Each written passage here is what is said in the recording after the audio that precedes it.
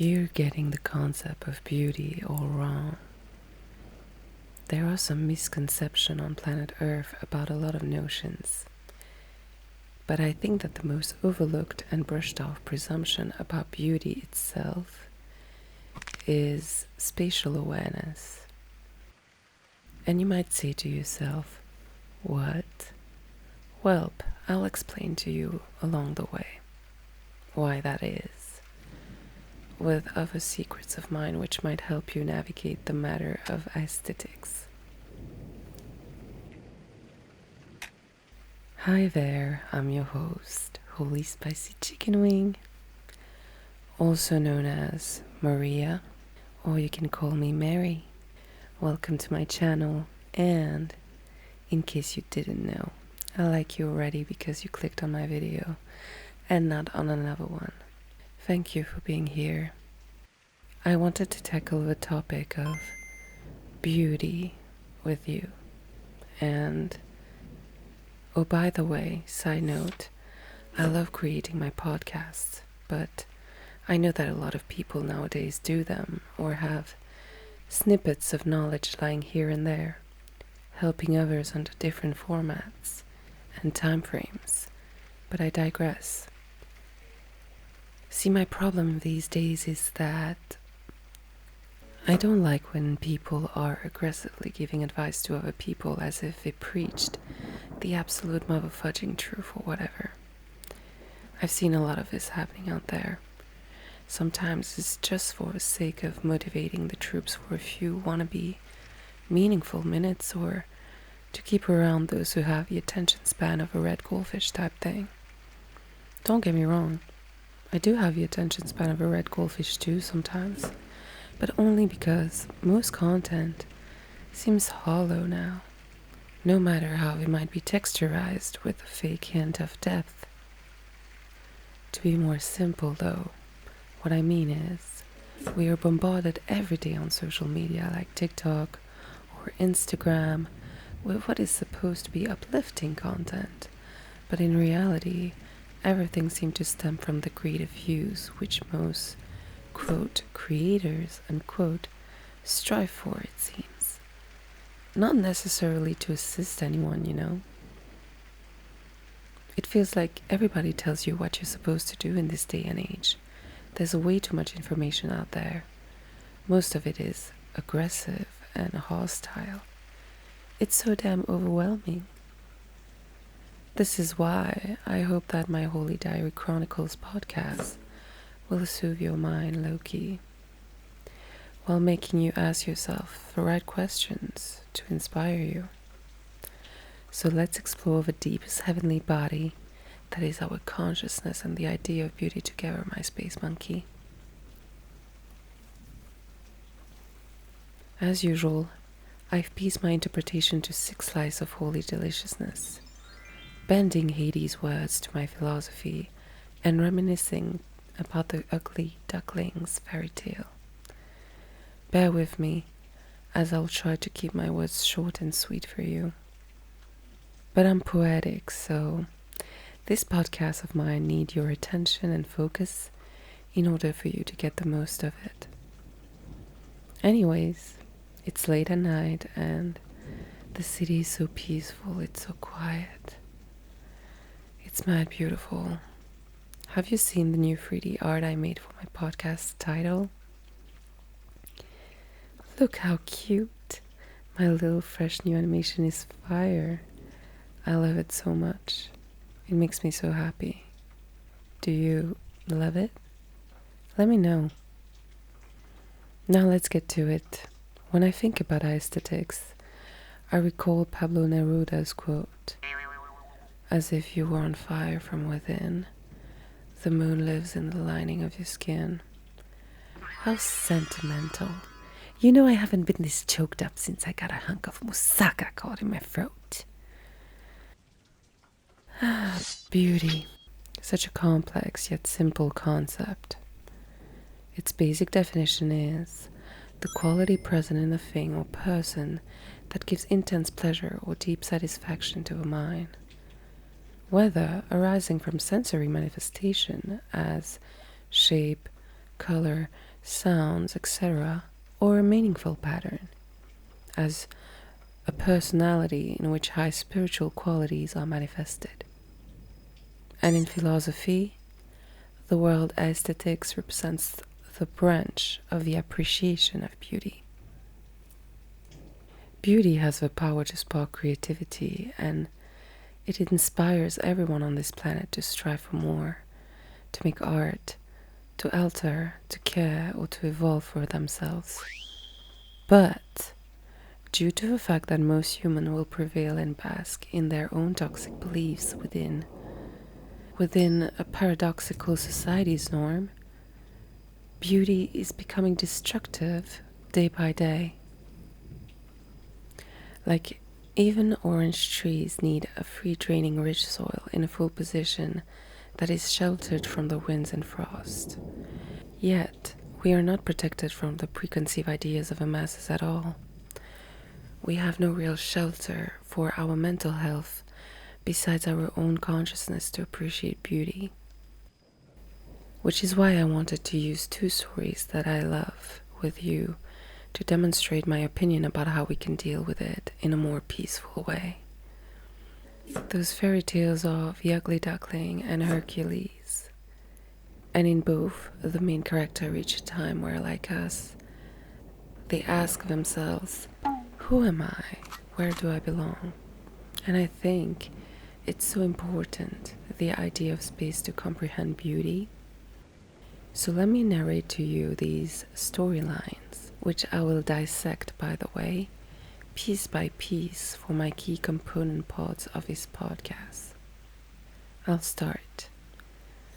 Hercules is the child of the god Zeus. Hades, my favorite, is the brother who is the black sheep of the family, and he's pretty much unappreciated by everyone. That's why he got a place next to me on my podcast title. He's so cute.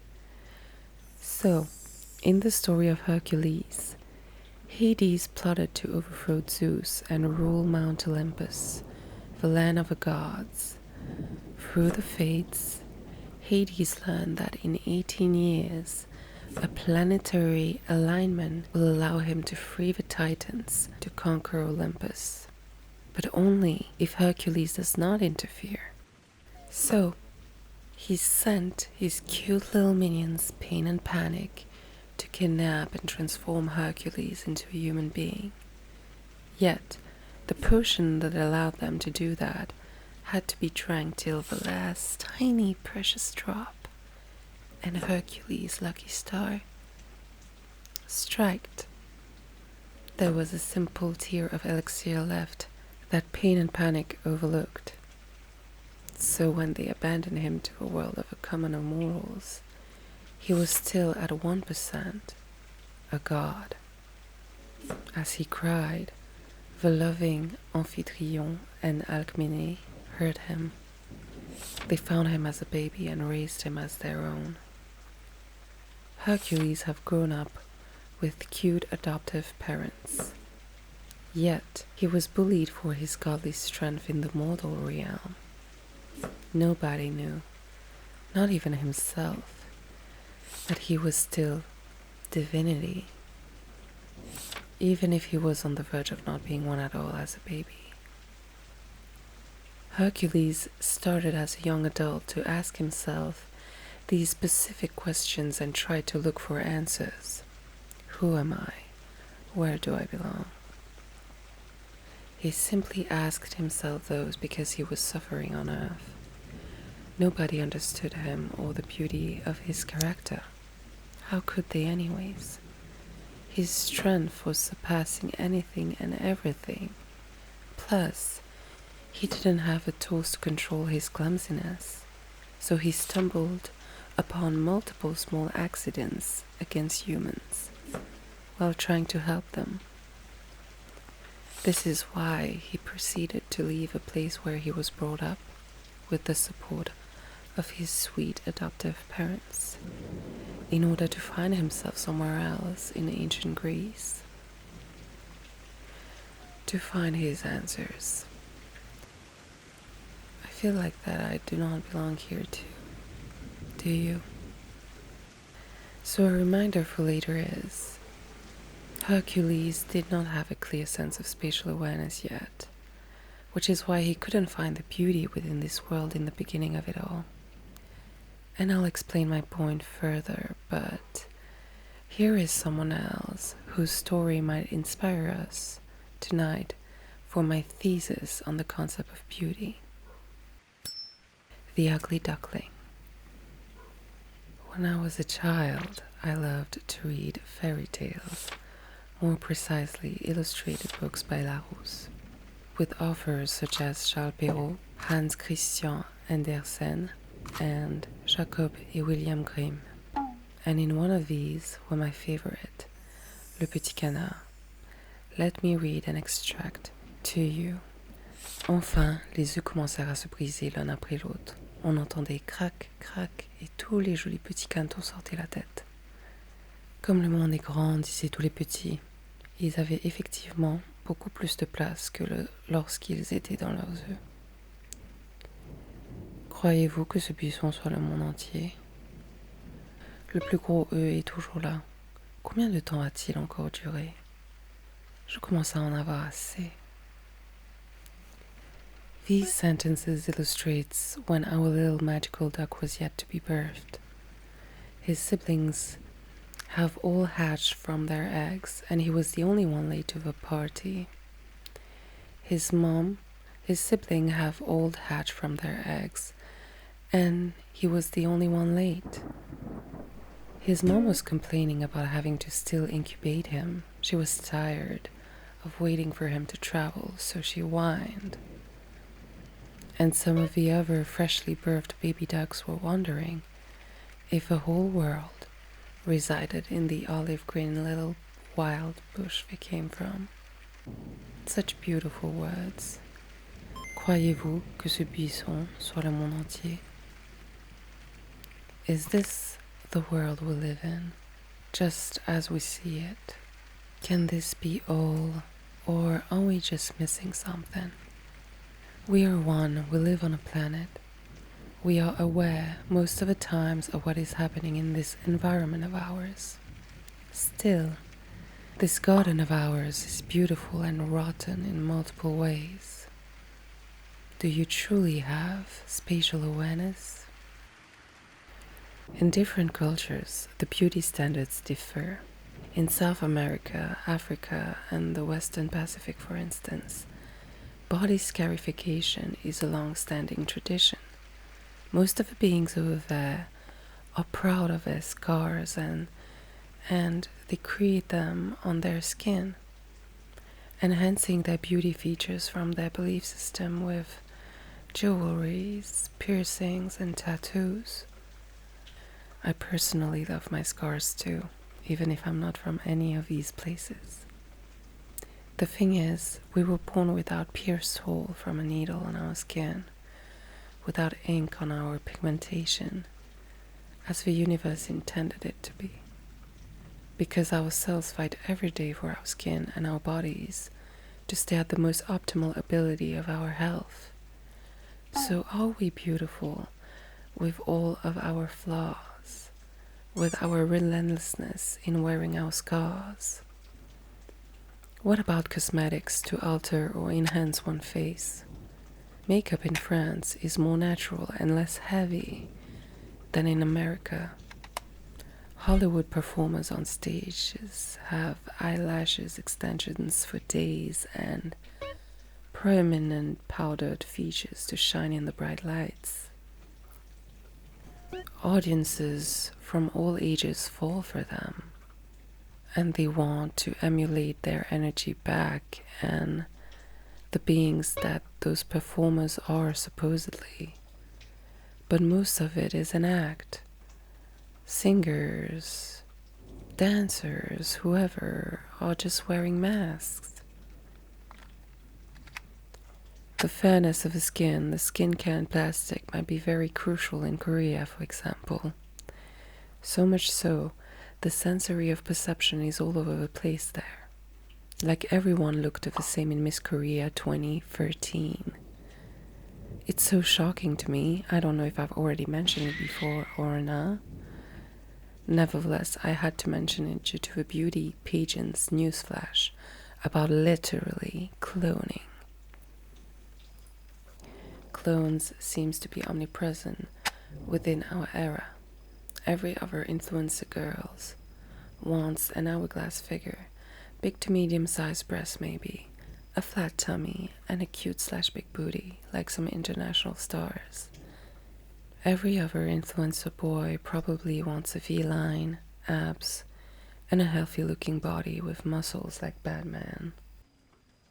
It makes me think that most people want to be sculpted like Greek gods and goddesses, without the natural excess fat and with low calorie intake.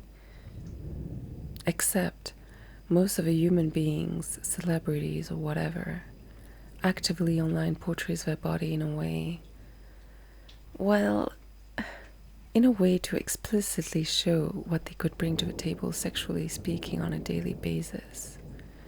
To keep the interest of our audience, because sex sells, honestly. It's a cash cow.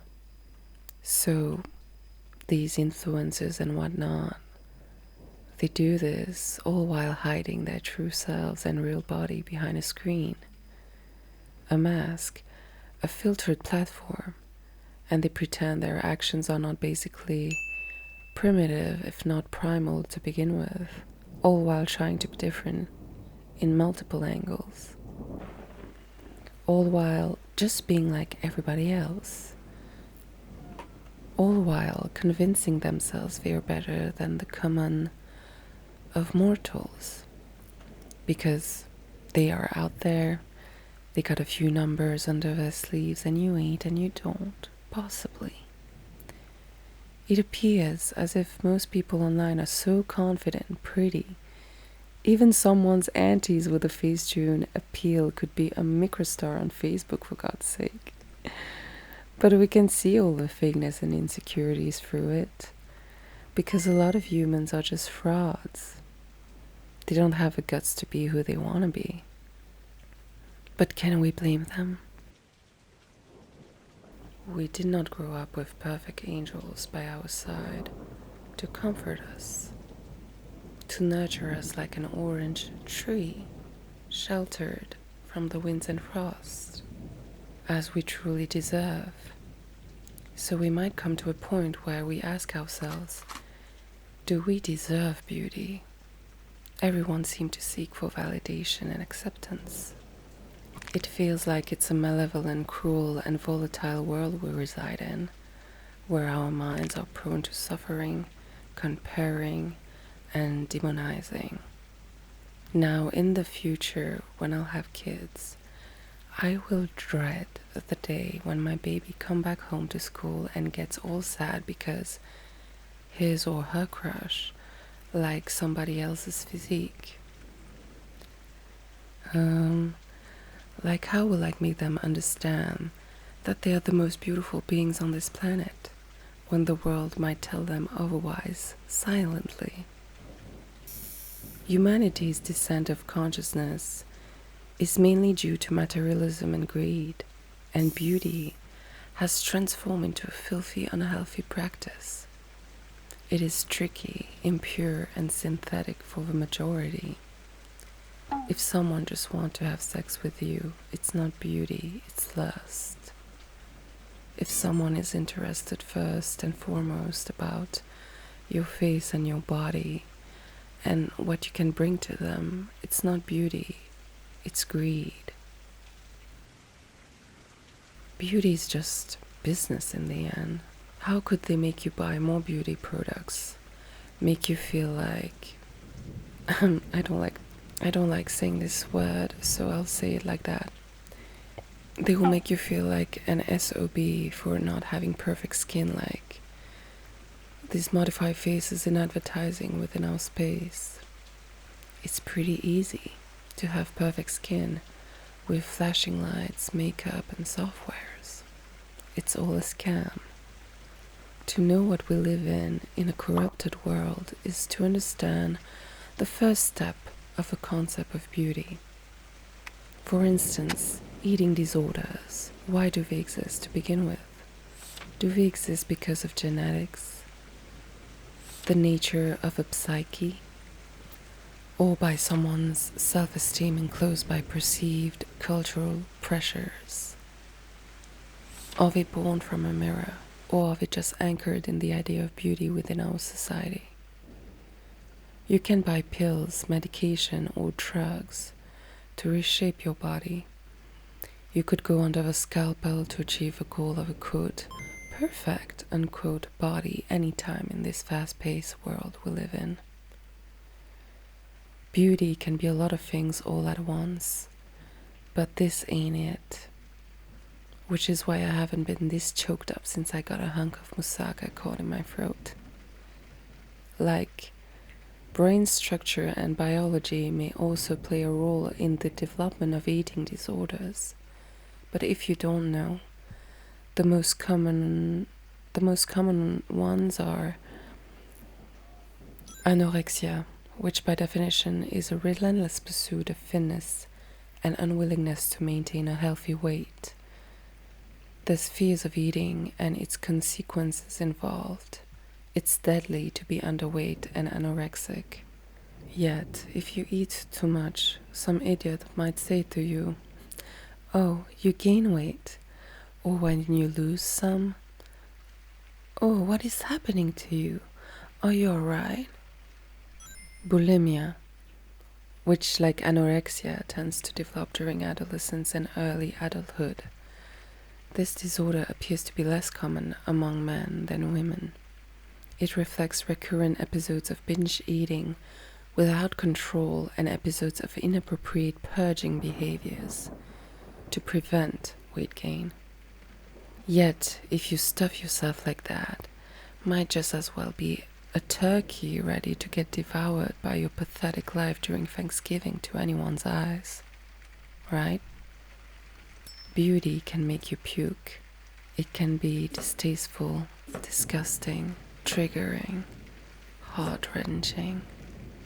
Because you are a beautiful being, yet here you are on your bathroom floor with all your innocence in jeopardy, paying for the mistakes of others and your own. There's also 2 other eating disorders that you might have heard of, less or not at all. Pica.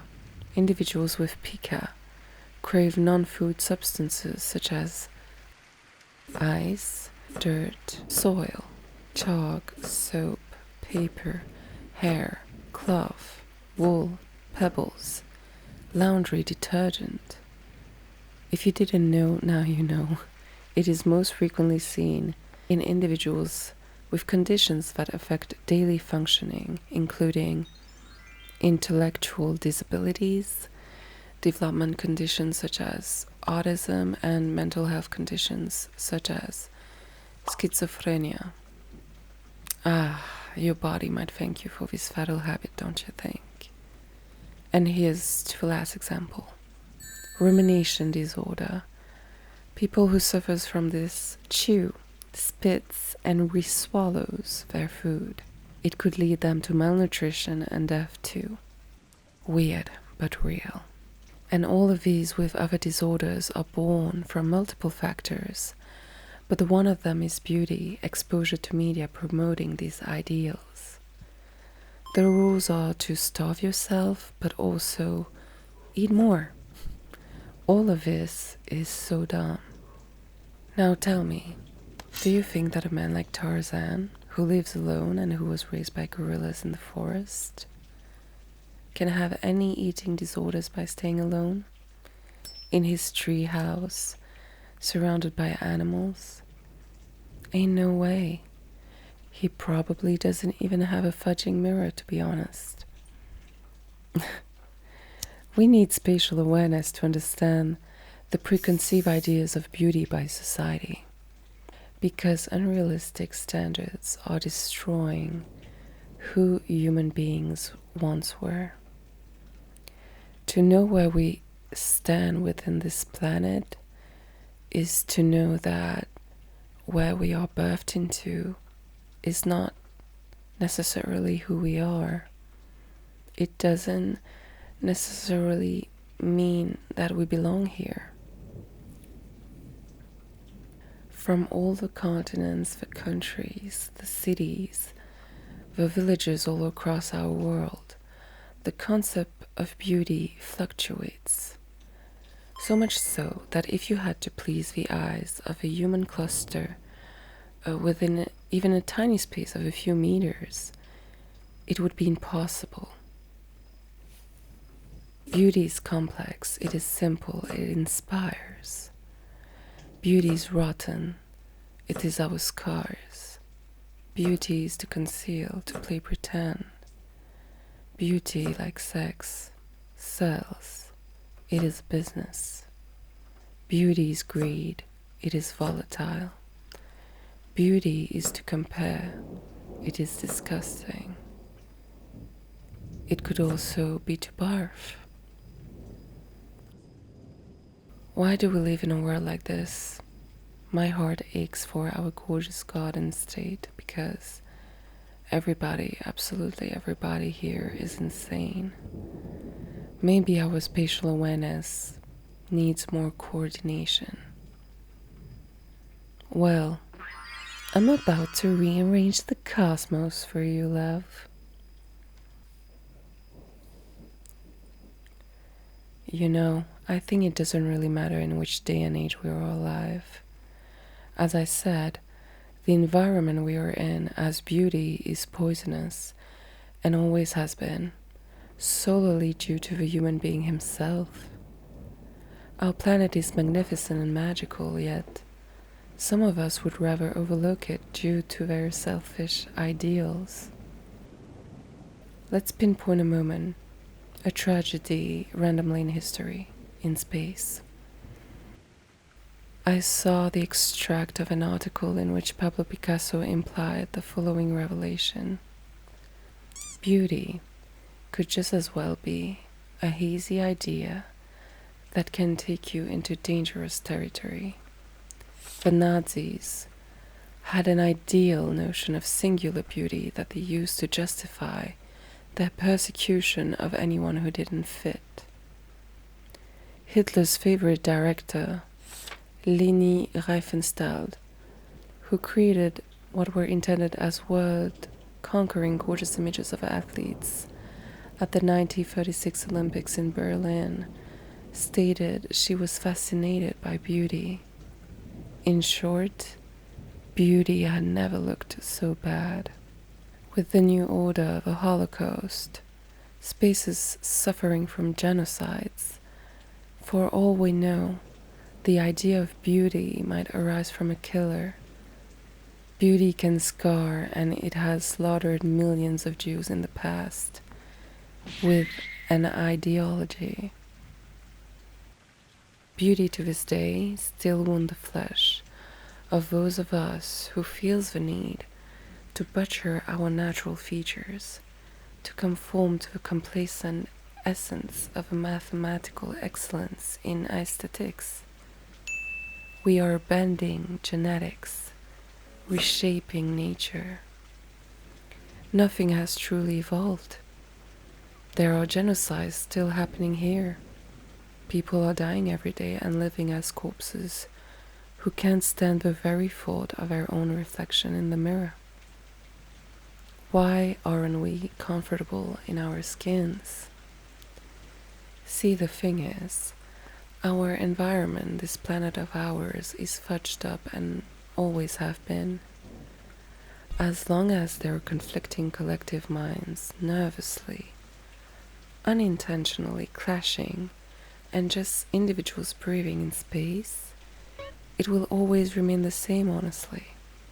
However, you can and should look at what is going on with new eyes. Time and spatial awareness might heal and change things for us. The core idea here, and what might be the emotionally intelligent move for you, wherever you are in life, is to not be scared of your own beauty, to not slaughter it. This statement of mine inspires me to read another extract from our lovely waterbird story, The Ugly Duckling. Let's continue. Enfin, le gros œuf se fendit. Coin, coin, dit le petit en sortant. Il était grand et laid. La canne le regarda. Voilà un canne dont une taille énorme. Aucun des autres ne lui ressemble. Le lendemain, il faisait un temps délicieux. Le soleil brillait sur les feuilles vertes. Mais le pauvre canton qui était sorti le dernier de son œuf et qui était si laid fut pincé, bousculé, et tout le monde se moquait de lui, aussi bien les canards que les poules. Ainsi, tout le monde chassait le pauvre petit canard, même ses frères et sœurs étaient méchants avec lui. Et même sa mère disait « Je voudrais que tu sois loin d'ici ».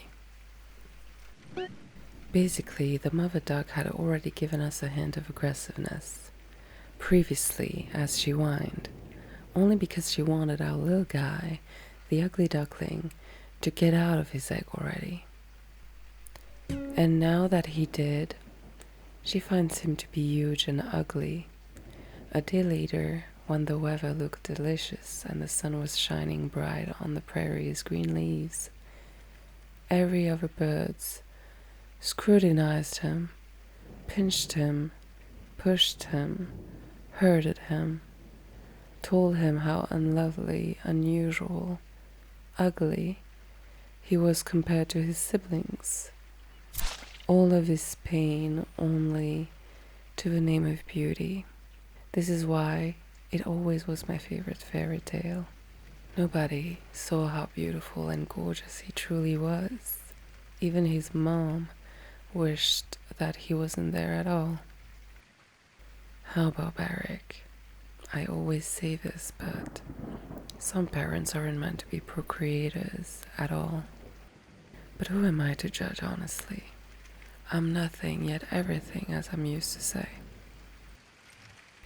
Within our spatial awareness, we must remember that it is the first time that adults, mentors, guardians, and old people are living too. Everybody makes mistakes. Nobody is truly perfect. With time, I realized that the people we used to look up to or not are just grown-up children. More experiences doesn't necessarily mean more wisdom. Yet there's beauty to that too, in the chaos of our lives, where our representations of structure can crumble right before our eyes.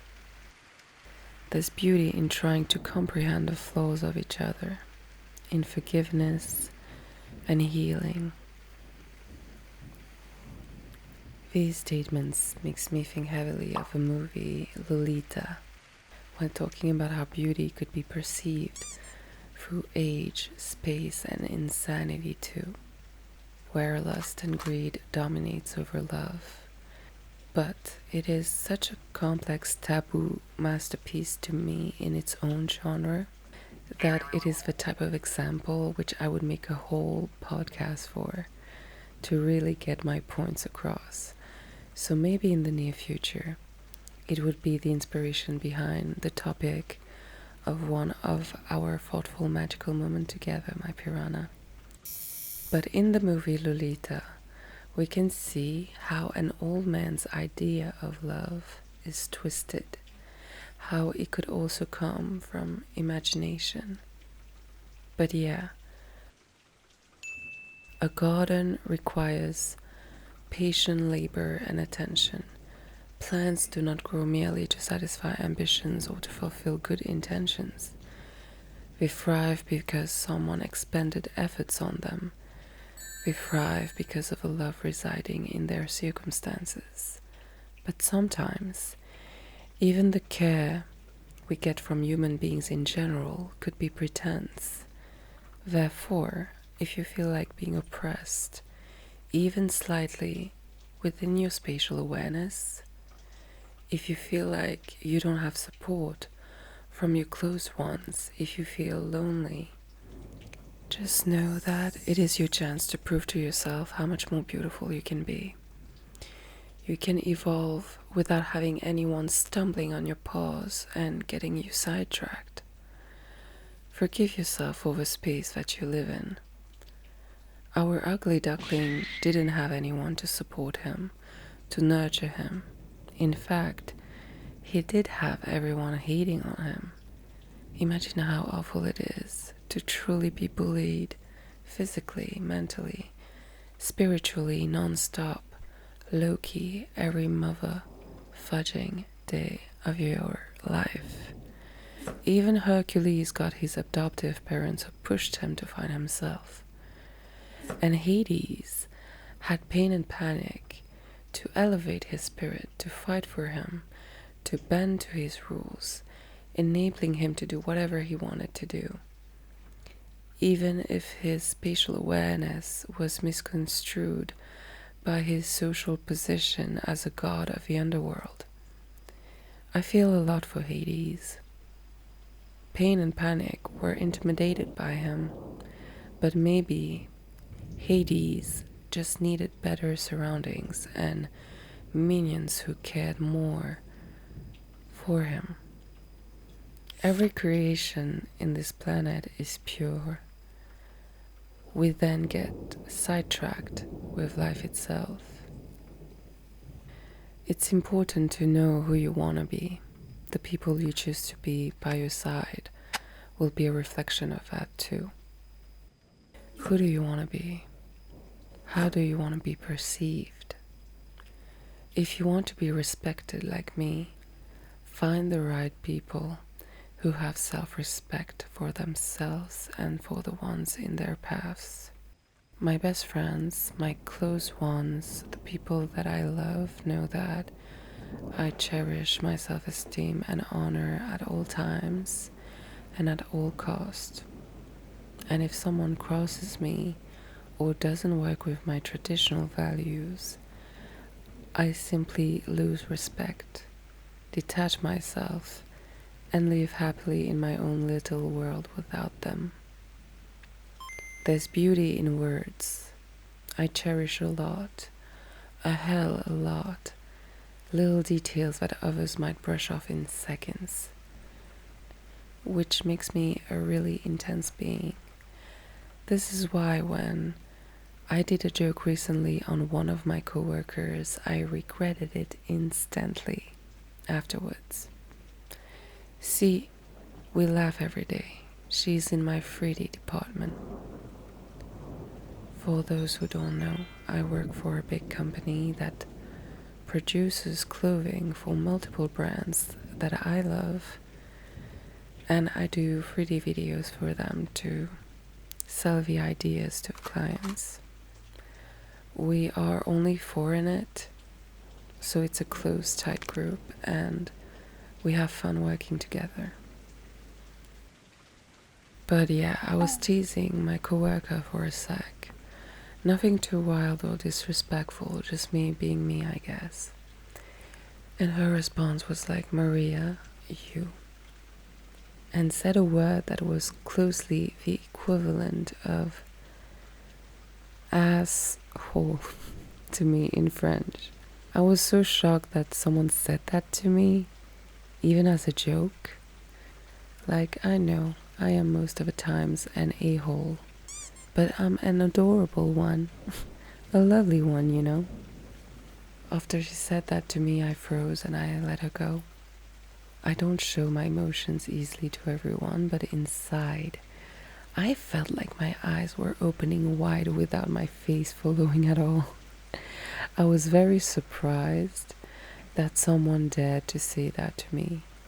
Usually, me fooling around is just to bring smiles and to tease in a goofy Princess Morbuck's way. We both were smiling as I didn't say anything important to hurt her, but I disappeared after that response to my joke. If I speak up when offended, it's better than if I don't, because When I don't explain how I am expected to be treated, then another level of me interacting with the being has been unlocked.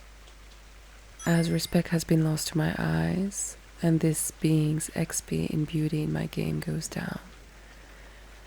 And from that point, it can only go down much more further depending on the person's behavior towards me, till there's nothing left in the drain. XP is experience points, by the way. I talk with gaming lingo sometimes. Makes me feel closer to home, to my soul. But yeah, once you've shocked me or hurted me, it may only go downhill from there in my brain for a person's identity, except if there's communication and understanding and, some soul pouring happening. Did you go through that too? Like, I would be like, oh, that's the one who doesn't know how to talk to me, even if it's a joke. Where is the common sense? I should distance myself if I don't want to hear that once again. She said I was an a-hole as a joke, but I was like, yikes, inside. She is a mother who's raising babies. Like, she can tell them this if she wants, but not me. She can tell this to her mom, but not me. Like, is she used to using these type of ugly words that often, or what? We ain't that close to begin with. This is why she didn't know that I would hate that. And this is why I didn't mind talking to her about how I may feel about it. And come on now, I ain't teaching a 35 plus woman how to talk. Maybe there's everyone in her circle who allows her words. I don't. Within my space, especially if it's directed towards me. If you respect everyone like me 24/7 and they show you a little disrespect, it's totally normal to be baffled. So I hope you get my example. I don't care how old you are, how famous you are, how attractive, how whatever you are. I command respect just by breathing and blessing you with my presence type thing. I will cherish you until you slip. Like, over the years, I realized that a lot of people lack respect, so I don't necessarily expect it as much as I did before. Like manners too. Because most humans don't even have respect for themselves to begin with. So why expect it from them, But oh well, this is why it's crucial to know who you let in your inner circle. Do not mess with your psyche as much. Because after she said that to me, in my mind I ruminated and played that word over and over in my head. And she didn't know that. And I didn't care to let her know about that. But I was wondering, what in me could have invited her to insult me in some way?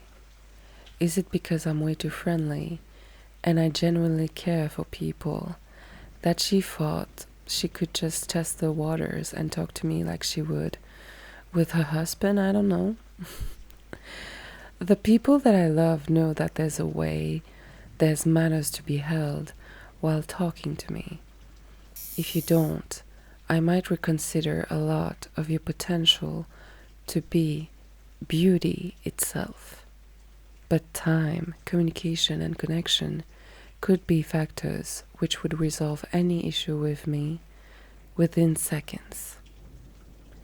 I will still be there for whoever, because I love helping people and I love to love and I love to make others happy. But I won't see them as beautiful or pure as I did initially, before them hurting me or baffling me with fresh new unlock WannaBe characteristical traits. Beauty can fade, especially to someone who's hot-blooded and passionate like me. It's a pretty simple train of thought that I have. You just have to have emotional intelligence and to behave with pure intentions with me. And then I would make life so much easier for you. I hate people trying to use bad words with me or around me or around my plans because of the energy they hold. But I am like that only because, as I said before in my other podcasts, my alter ego Vito is crazy about me. Like my dark masculine personality residing within me doesn't allow anyone to talk badly to me at all because I'm its queen. Because no matter what my spatial awareness is within my own little world and bubble, I do protect myself because I'm in love with me, despite all my flaws, despite being my own enemy most of the times. But my point is, beauty was perceived as a visual manifestation of a concept of symmetria and the broader philosophical idea of harmony. It showcased the ancient Greek belief that achieving balance and proportion in artistic representations could lead to a deeper understanding of a natural order and the achievement of excellence in all aspects of life. So anyone is just a beautiful canvas for you to reflect colors, emotions, and connections in your life through them. It is key to surround yourself with people who value you, compliment whoever it is that you want to be. They might value you a lot and still make errors. It's fine, as long as it doesn't become a pattern or behavior towards you. This is why I encourage you to distance yourself from people who don't necessarily align or operate righteously to the individual that you are or want to be. If you're like me, I want to rearrange the cosmos for you. Know that if you are beautiful inside, it will always shine through in your spatial awareness. It will always prevail and open doors for you. You can't change people, but you can change yourself. I reiterate, do not be scared of your beauty and its power. Forgive yourself. Now, if you don't know who you are and who you want to be, just know that you will not find the answers you seek in other people. I might have a little method for you to find your purpose, though.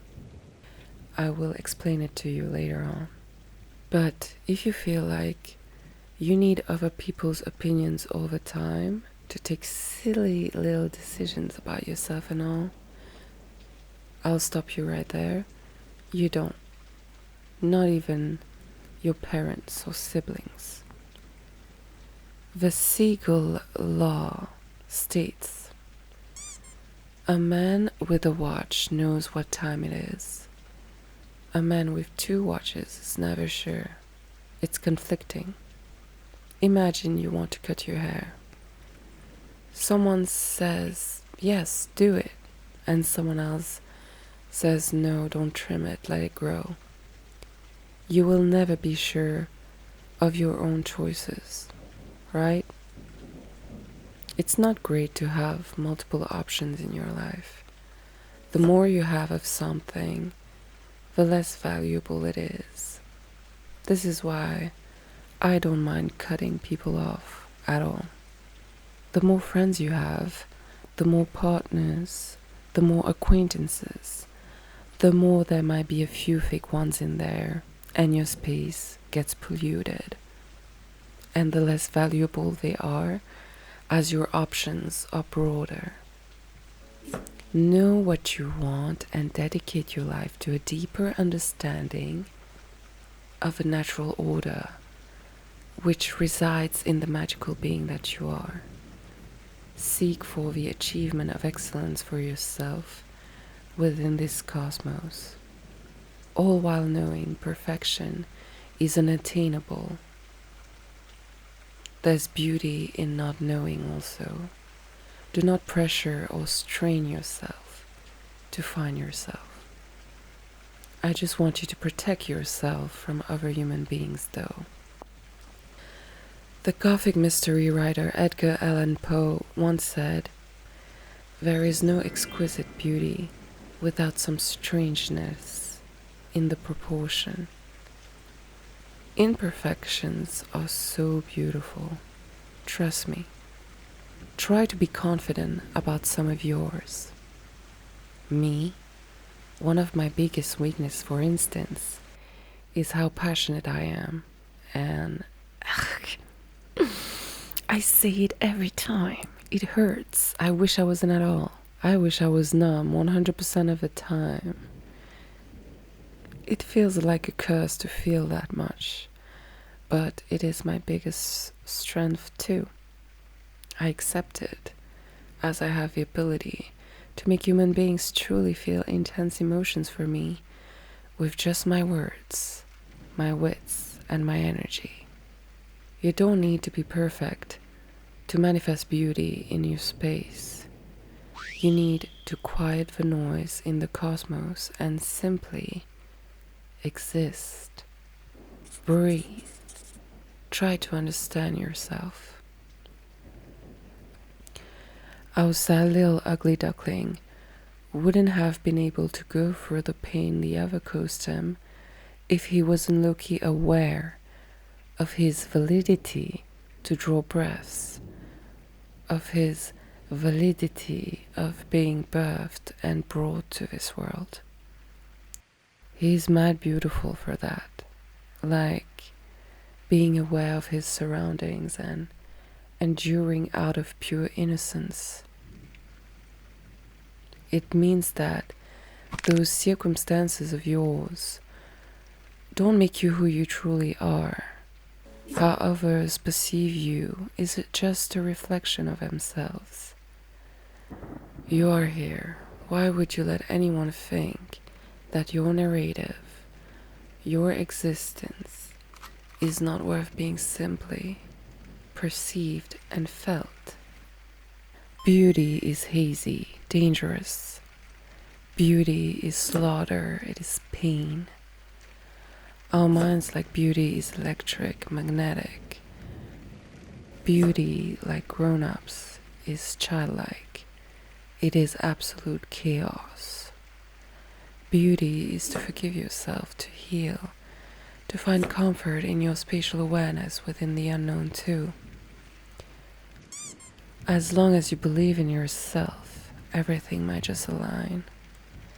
But these mind of ours, these damaged brains, aware within the trenches and consciousness of others, might just as well be hell. My sweet deluded minion, ain't we forgetting one teensy-weensy but ever so crucial tiny little detail? I own you. Do you ever wonder if your thoughts are actually yours to begin with? I do ponder about this. Our brains are like energetic force fields with a detailed log of feelings and thoughts.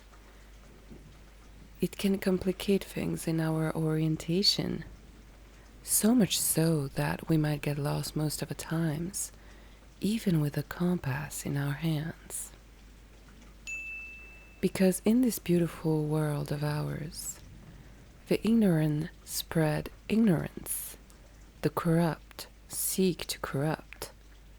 But as William Kent said, garden as though you will live forever. I want you to take care of your mental health.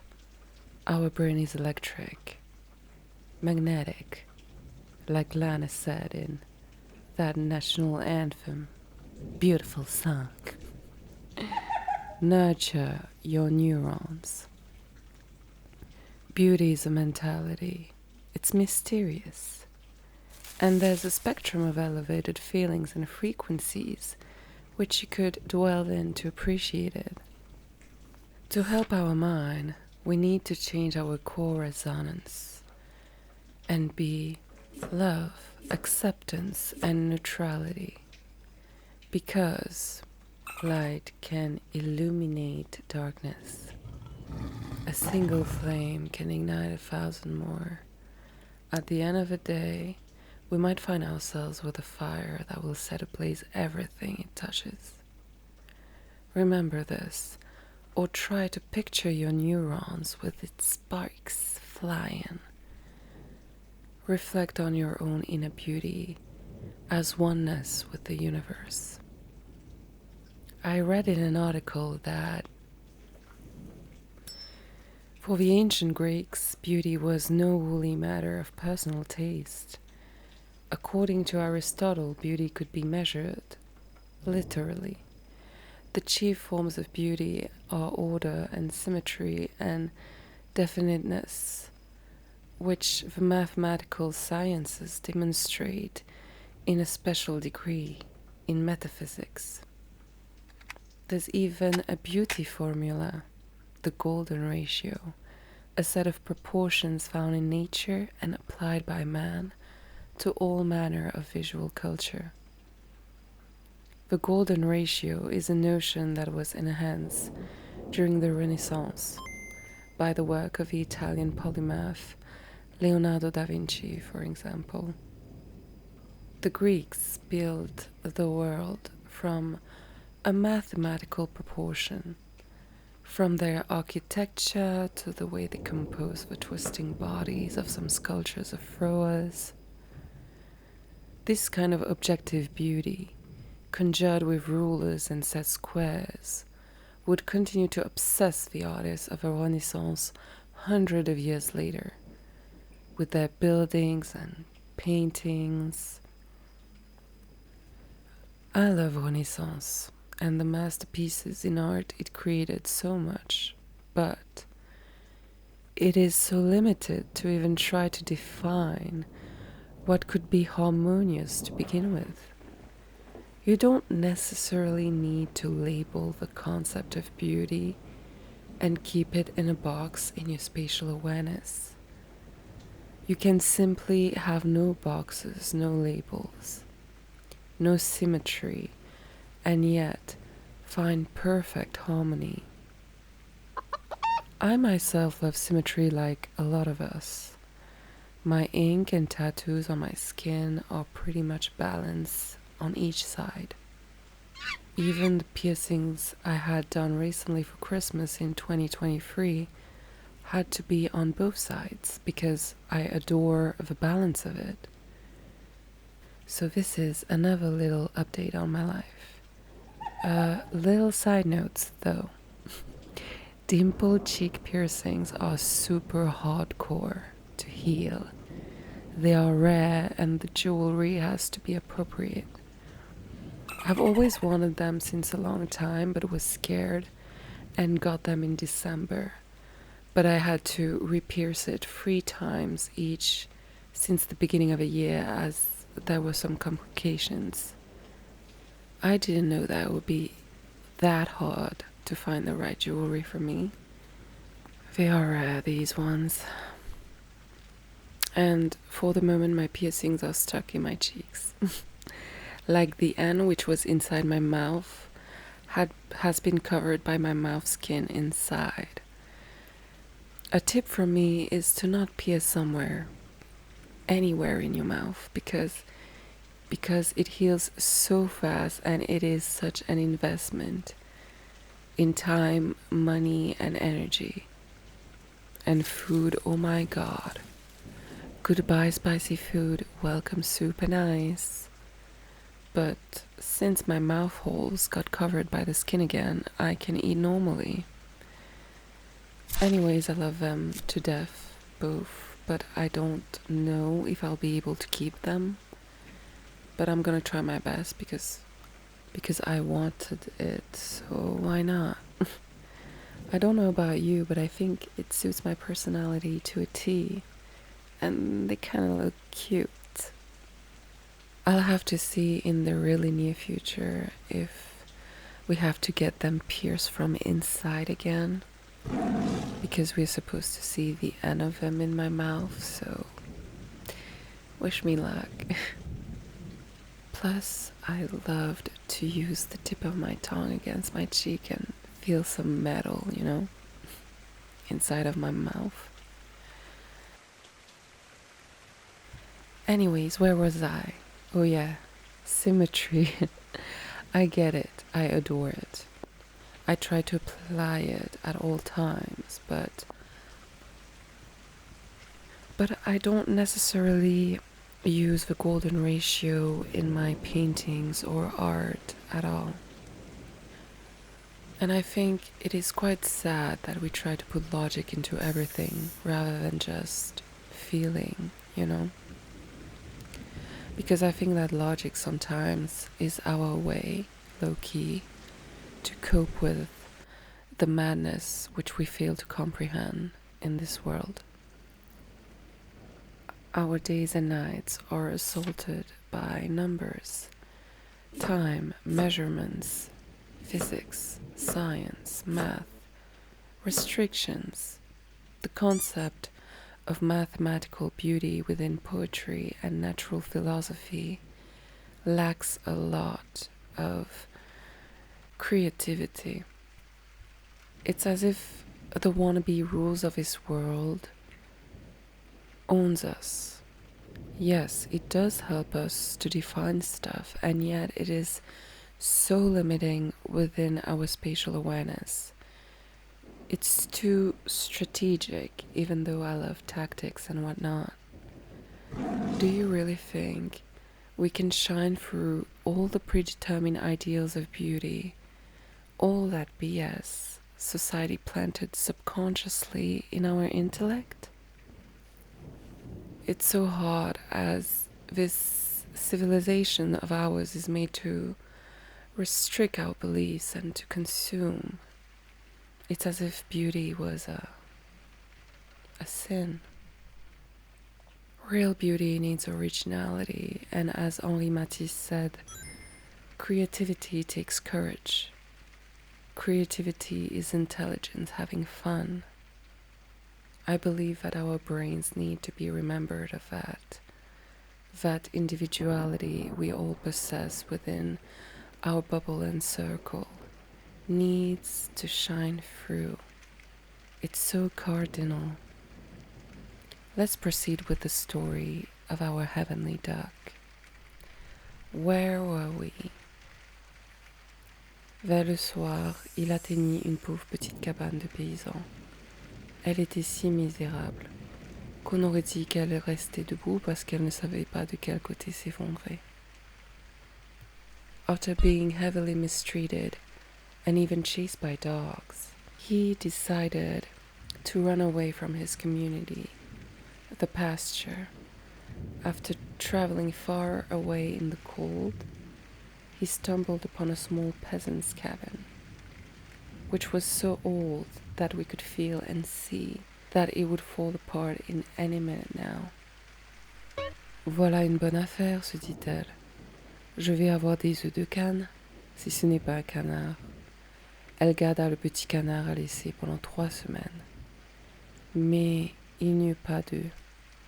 The old lady over there was as blind as a bat, and she decided to keep him, thinking he was a female duck, which was pregnant.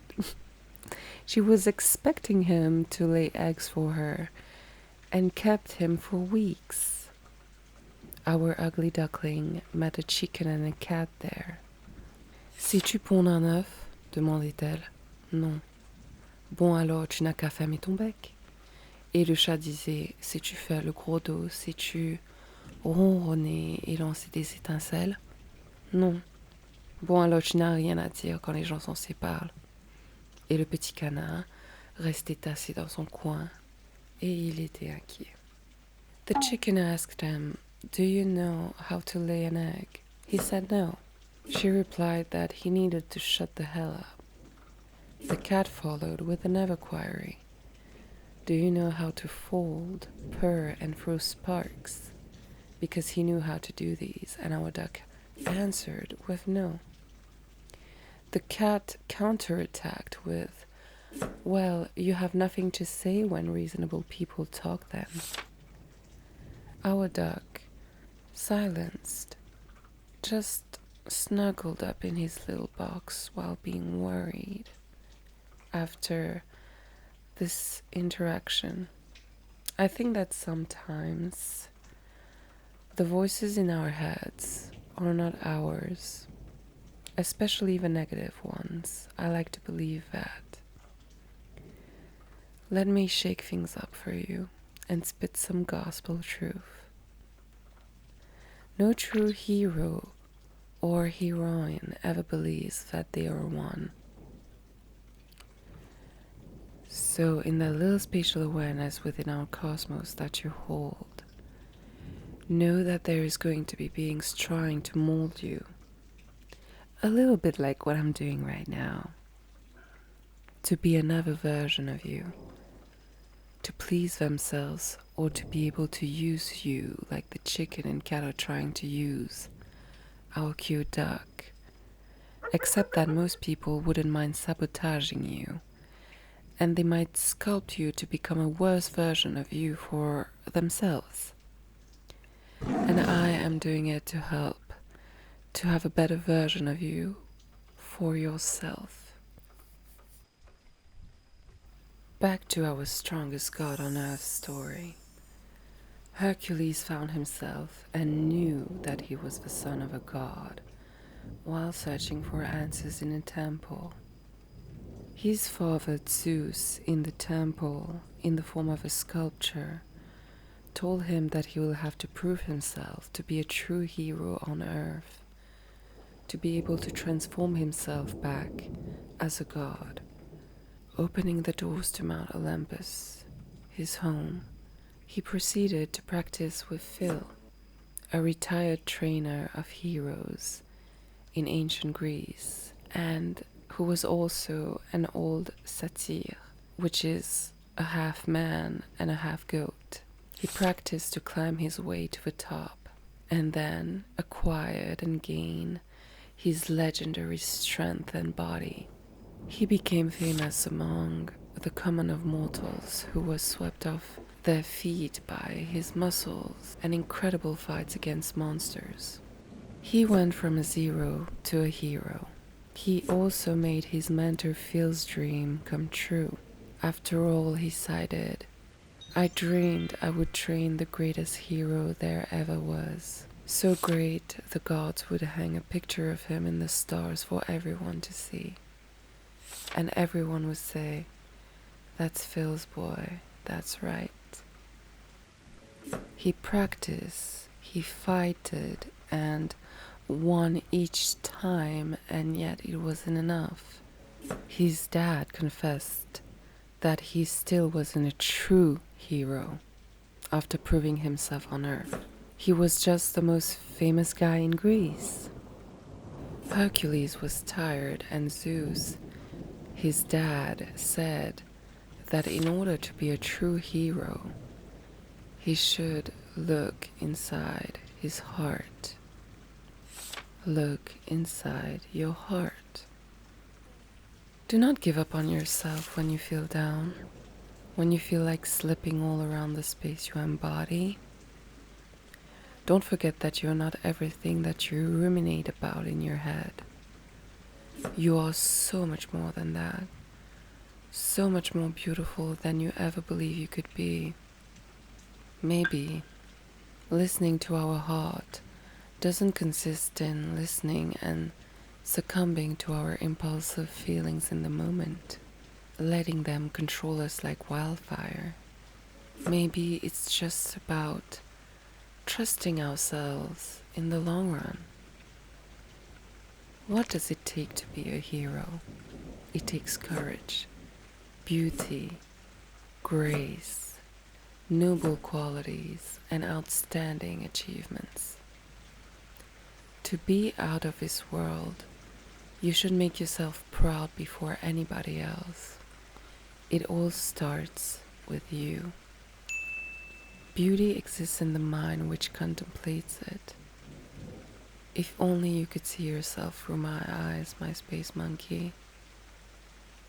I believe that our minds, as beauty, needs to practice love, compassion towards yourself and others, to cultivate determination, to exercise, to fail 7 times and get up 8 times. As creativity is intelligence, having fun, it is primary to play with the words in our consciousness, rather than relentlessly obstructing the beauty in our thoughts. We should allow ourselves to fuel our souls, our energy, and intellect to be electric. Not for anyone else but ourselves. The person you are looking for is you. I personally revel in my own individuality. Like if some women will wear revealing clothes, heels, and be provocative in order to feel sexy and confident, I will be the type to wear a black turtleneck and know that I am sexy and confident. I love turtlenecks, especially black one. Most of us, though, alter ourselves to be appreciated by the ones we admire or to simply attract whoever. But if you're not being yourself unconditionally, you will only captivate the wrong ones in your spatial awareness. This is why sometimes I dressed as if I don't want to get dressed and look like a hobo, because I don't really want to attract someone who will just look outside and think that they will know me or something. Be you, and then you might understand the concept of beauty. Unapologetically you. Life is too short to be someone else.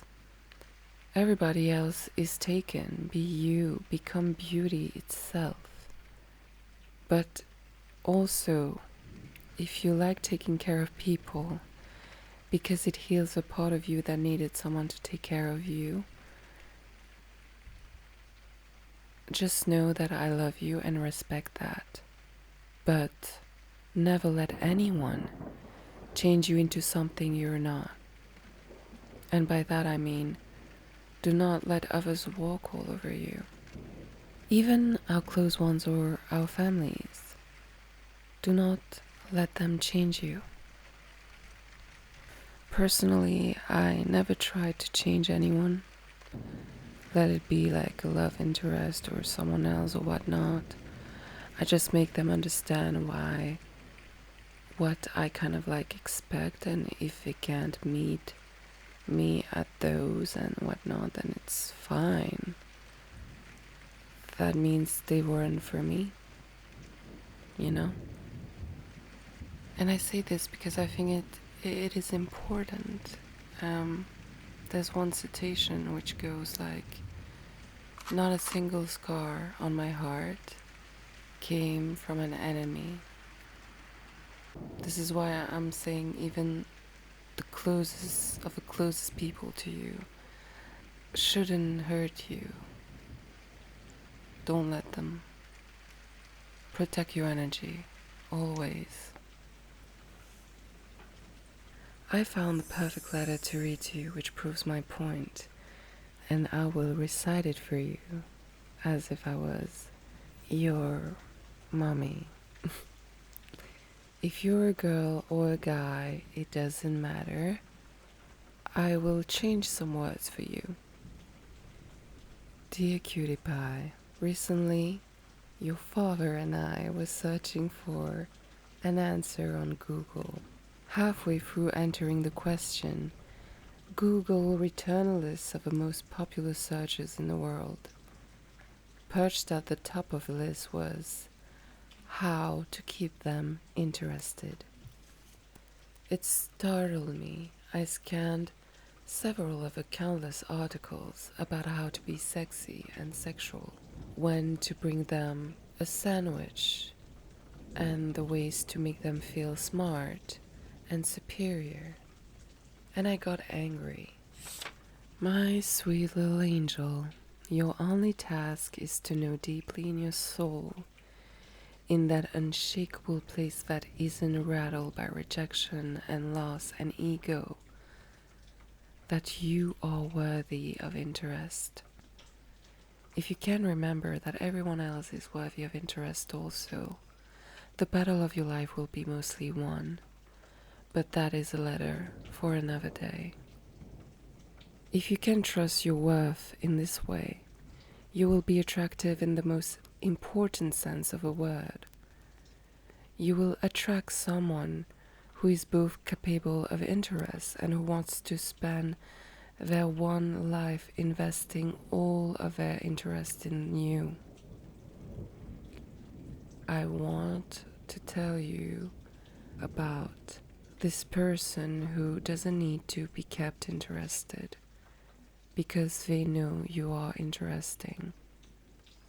I don't care if they put their elbows on the dinner table, as long as they put their eyes on the way your nose crunches when you smile, and then can't stop looking. I don't care if they can't play a bit of golf with me, as long as they can play with the children you give them and revel in all the glorious and frustrating ways they are just like you. I don't care if they don't follow their wallet, as long as they follow their heart and it always leads them back to you. I don't care if they are strong, as long as they give you the space to exercise the strength that is in your heart. I couldn't care less how they vote, as long as they wake up every morning and daily elects you to a place of honor in your home and a place of reverence in their heart. I don't care about the color of their skin, as long as they paint the canvas of your lives with brush strokes of patience and sacrifice and vulnerability and tenderness. I don't care if they were raised in this religion or that religion or no religion, as long as they are raised to value the sacred and to know every moment of life, and every moment of life with you is deeply sacred. In the end, my honey bear, if you stumble across someone like that and they and I have nothing else in common, we will have a most important thing in common: you. Because in the end, the only thing you should have to do to keep them interested is to be you. Your eternally interested woman. Mommy. It's so beautiful, isn't it? Light can illuminate darkness.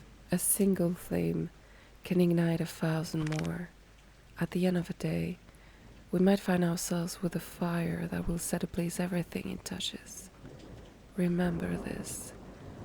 Be you, be light. Beauty is a mentality, it is a spark.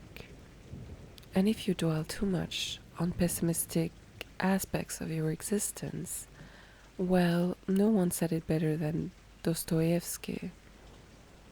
Your worst sin is that you have destroyed and betrayed yourself for nothing. Beauty, like our brains, is electric, magnetic. Persevere.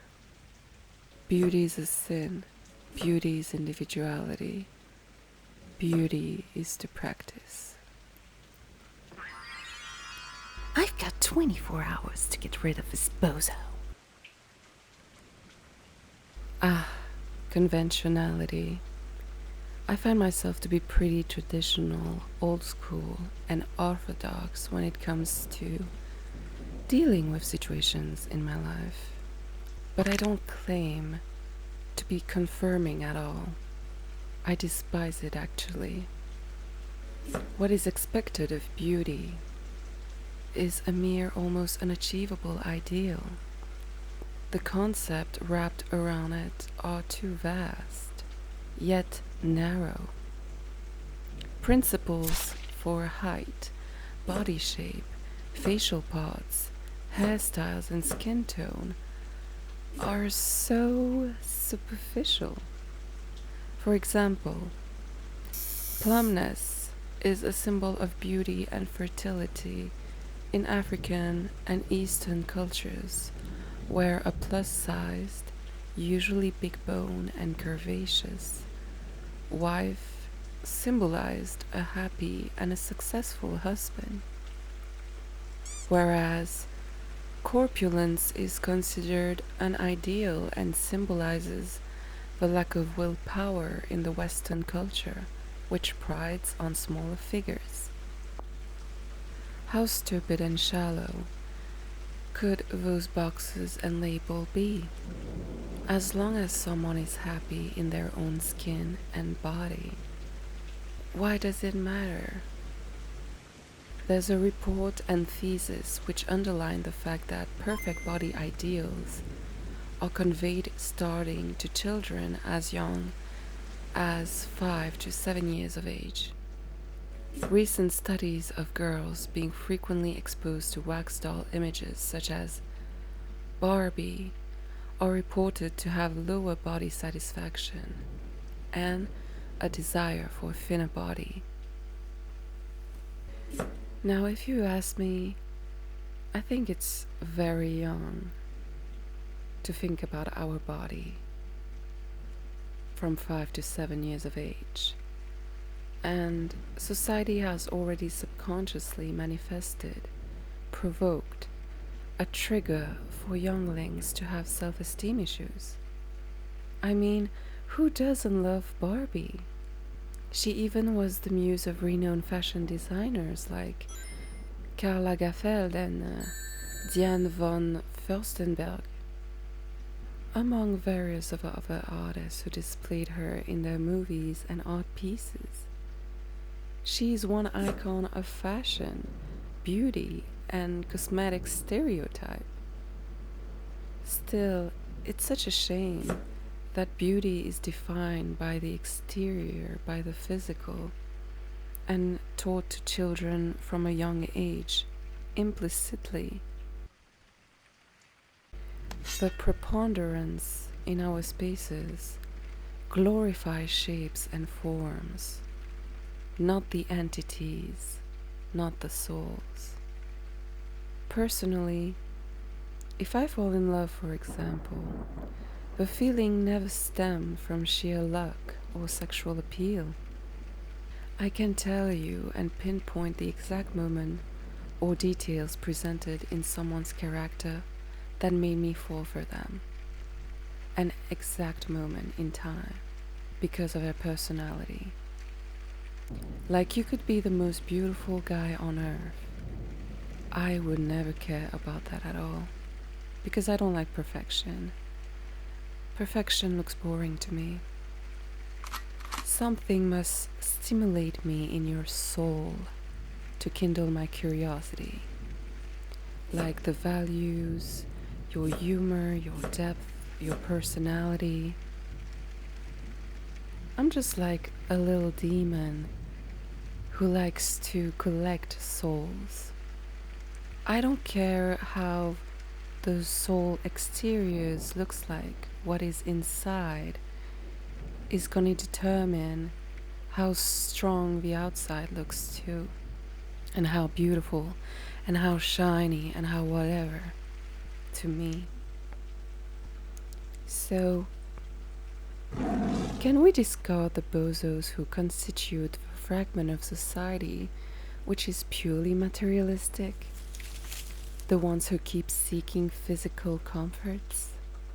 The ones who conform to the rules and build all of this absurdity already?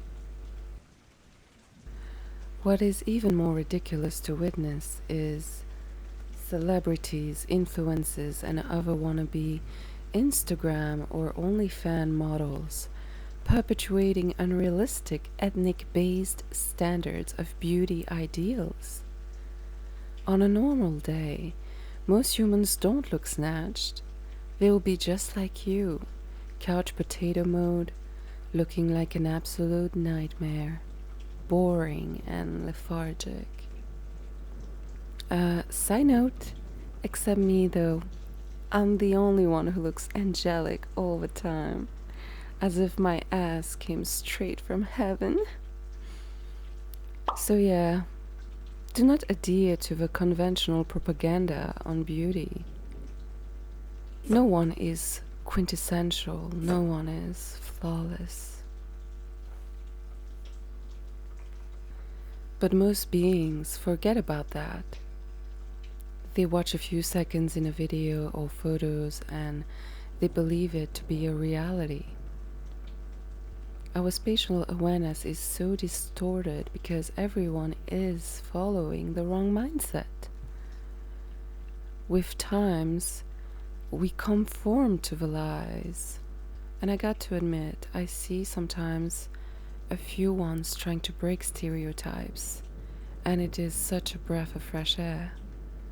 We might believe in the pretense of social media, but it is just another concealed deception.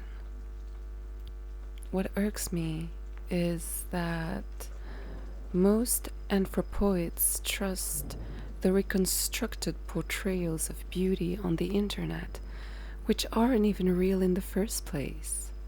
And they go through a certain amount of pain and trauma to alter the physical feature in order to achieve a certain aspired/fake epitome.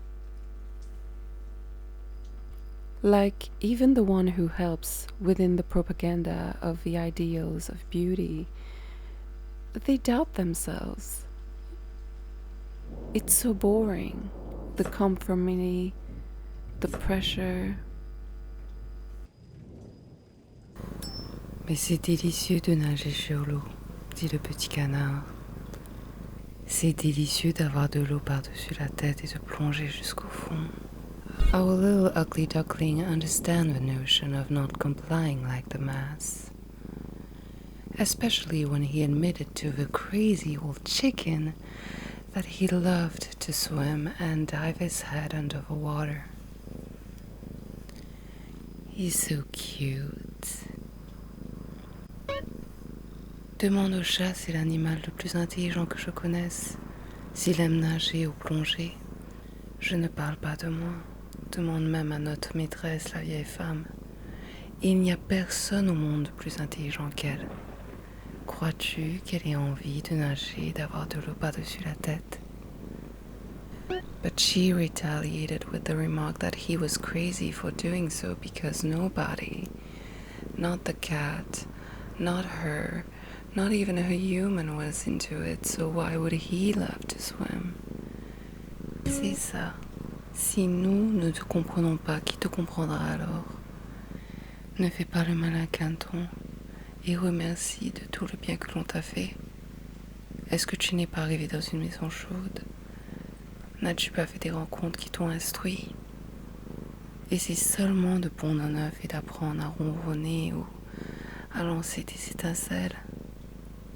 She added that he should just try to lay an egg or learn to purr and throw sparks.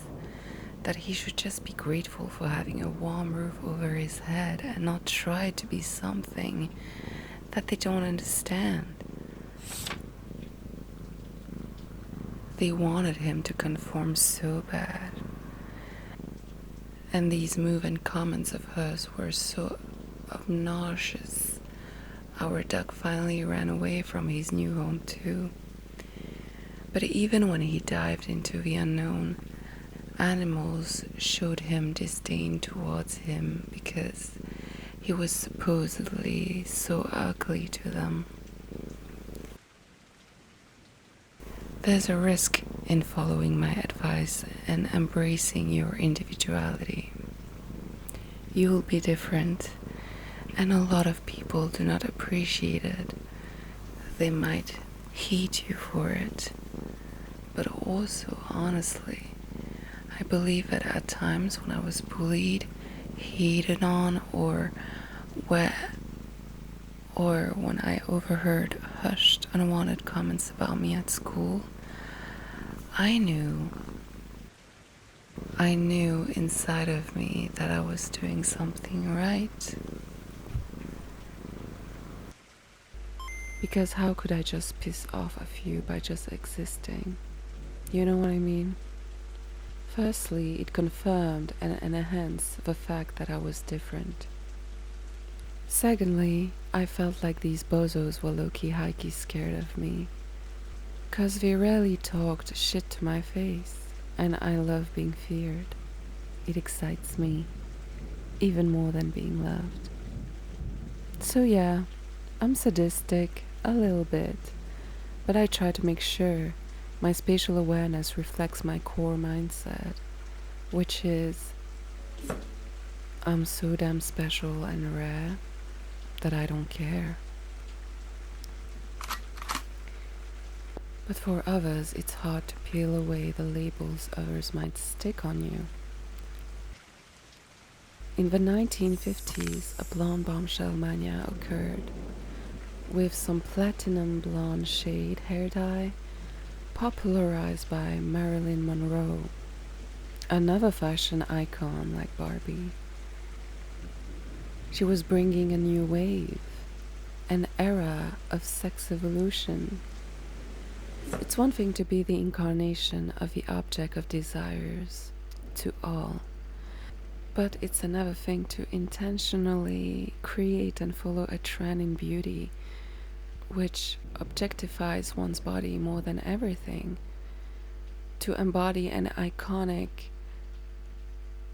image and be depressed as hell about it. Marilyn Monroe frequently discussed her experiences with sadness, isolation, and her never-ending desire for love and acceptance.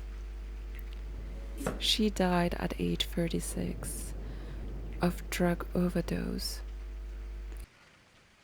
It most probably was a suicide, but some people would like to think otherwise, with the speculations about a possible murder.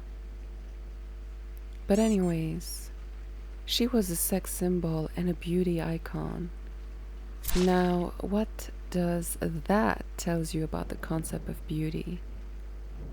It is unforgivable. The true measure of beauty lies in diversity, not the rigid conformity. And even if you abide by some fashions and beauty trends, it's totally fine. I'm not saying to not follow the trends that you want to follow. As long as there's fluidity and you experience your originality on a comfortable spectrum. Be you, for you, not for others. It's detrimental. The thing is, your sensibility towards beauty shouldn't come from a sense of insecurity or an issue of self-esteem to begin with. It shouldn't be to please the eyes of other mortals or bozos. Just you. I feel like Marilyn Monroe, for instance. Her sensibility towards beauty came from a sense of insecurity and an issue of self-esteem, which is why she couldn't handle all of these eyes on her. This is why she was depressed, because it would never be enough. You shouldn't be used to please the eyes of others, otherwise you're easy to manipulate and influence. And that's a good thing for beings as foxy as me, but a really bad thing for you. Trust.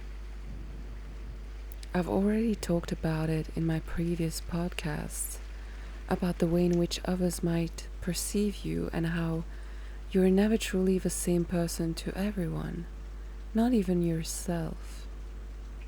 So don't sweat it and don't overthink.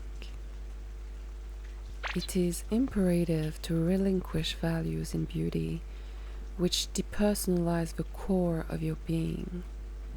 You shouldn't go against the grain of your true nature.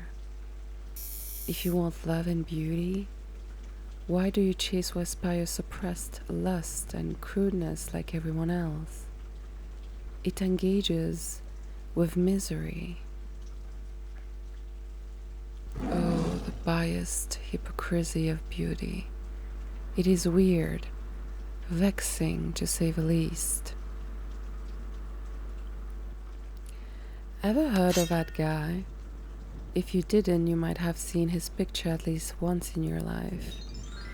This is Jeremy Mix, a former convict from Washington State. Apparently, his parents were both heroin addicts. His dad was a murderer and a rapist too. He's a heroin baby.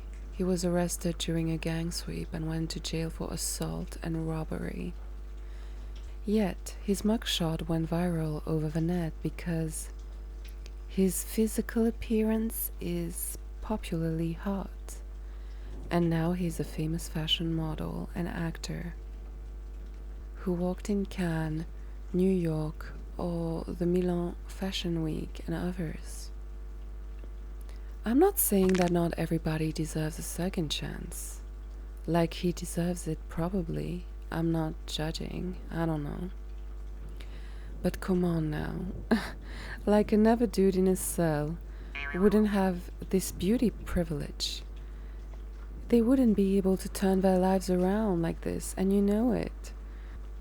And they wouldn't be able to do so just because they might look like an angry squirrel which got ran by a bus.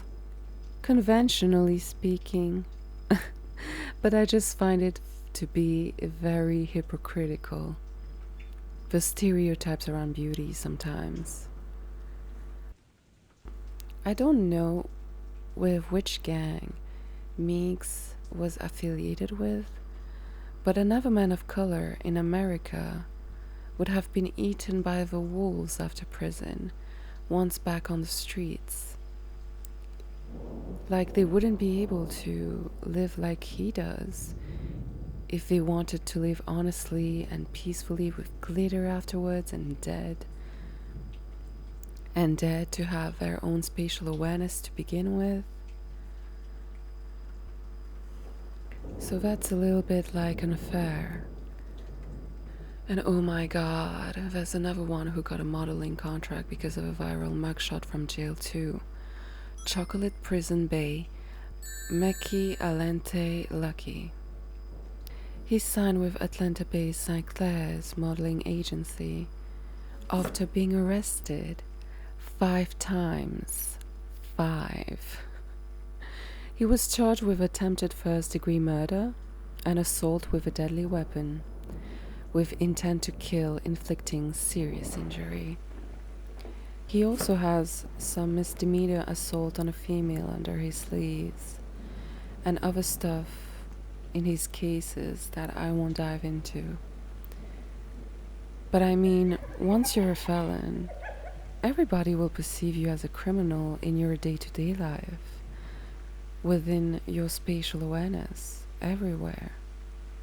Like, you'll see yourself as a felon through everybody's eyes, like with the glances you will get from the old Italian man you buy your warm bread with in the morning, or with the mothers bringing their child closer to them while walking in the streets and crossing your path.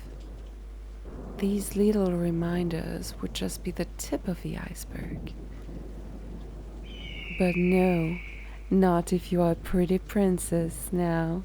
That's an asset within conformity. If you're conventionally unattractive and a criminal, you might just as well not get a second chance and hang yourself already in this society. The insincere benefits to being attractive is insane and absurd. But I do believe everything to be absurd on this planet, so whatever, I guess. But what we're seeing in particular with Meeks and Alente is that thing that we call the halo effect. It causes people to assume that physically attractive individuals to the mass possess a host of positive qualities in other areas, ranging from trustworthiness to intelligence to honesty. The halo effect. Oh, pride and prejudice. Such a shame. My heart goes to the felons who pray every day in their cells, actively working on themselves to repent and being simply a better human being for their souls. They might feel like they won't get a second chance at all, and that's sad. But sometimes, fitting the beauty standards within this society can save lives in some cases, and that's a good thing. Like this Indian teen girl who got noticed by agencies, Malisha Kawa. It allowed her to get her and her family out of the slums in India. So that's great.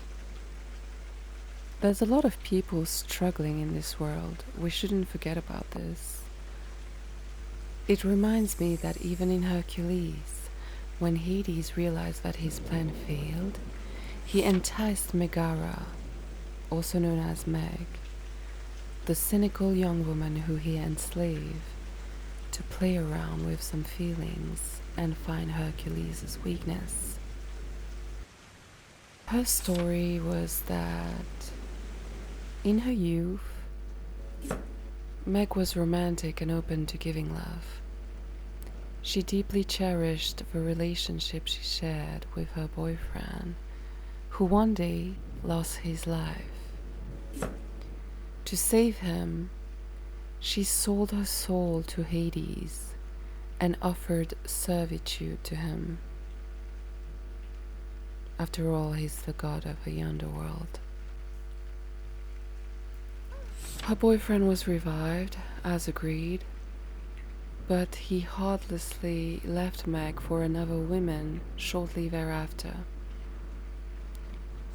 Since then, she's had trouble trusting others and finding the courage to love again. Having become jaded and cynical as a result of her past, Meg upheld her end of the bargain by assisting Hades in his quest to take over the cosmos. According to a brief exchange, however, Hades held some amount of sympathy for Meg's plight and was open to subtracting years from her sentence based on her performances in the field. Hades always talked to her while towering her from behind, as if he was on her shoulders, being the good and bad angel altogether. Beauty is cruel. It has its share of pros and cons. It's easy to become jaded by most of the misadventures we go through, but there's so much beauty in the struggle too.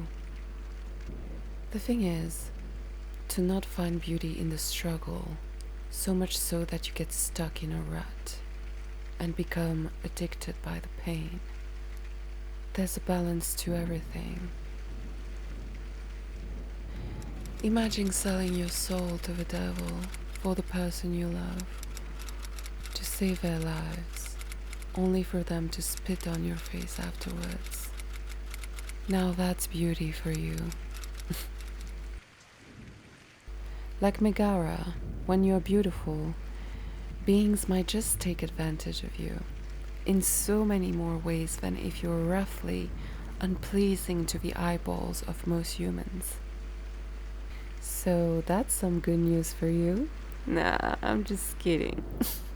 My best friend told me that everybody's beautiful in their own way. She's right. If you don't feel pretty enough, pamper yourself, take care of yourself. And if you think that you're missing out on some privileges, let me tell you where the negativity comes to play in the concept of beauty. When you're beautiful physically, firstly, a lot of people will not take you seriously. They will think that you don't have the brain it takes, and they won't listen to your ideas. Secondly, jealousy and envy will push others to mistreat you, and they will point out your flaws on a bad day in a much more casual way than they would with someone who is conventionally less attractive. Thirdly, you might be alone because some people will not believe that you don't have anyone in your bed. So they won't bother trying to get to know you because they might think that they don't have a chance. When you could just be like me, just heavily into dinosaurs, animation, games, and art. And you don't care about anyone else. Fourthly, because of your attractiveness to the mass, humans might think that you are a bitch or a man whore, that you're not loyal. And I could go on, but among the privileges beauty can bring to you, there is the heavy weight of presumptions and hate that comes with it, which would balance it all. Like you can be beautiful, not know about it, and hate yourself for it too. But the beauty of your heart can be your strongest yet weakest force. If there are cracks, the light can shine through, and characters like me or Hades love cracks in stories and shiny things like precious stones. Yes, I'm a psycho. So, like in a game of chess, I might be manipulative to an extent within my spatial awareness. I've grown up getting whatever it is that I want. But manipulative is a very pejorative word. So I would rather say foxy. You know, like feral enough to keep a distance with most humans, yet hawk-eyed enough to play with them. I observe people a hell of a lot, even though I look like I'm in my own world, even though I look like I don't care about anything at all. I actually might care more than any being on this earth can, all while not caring at all.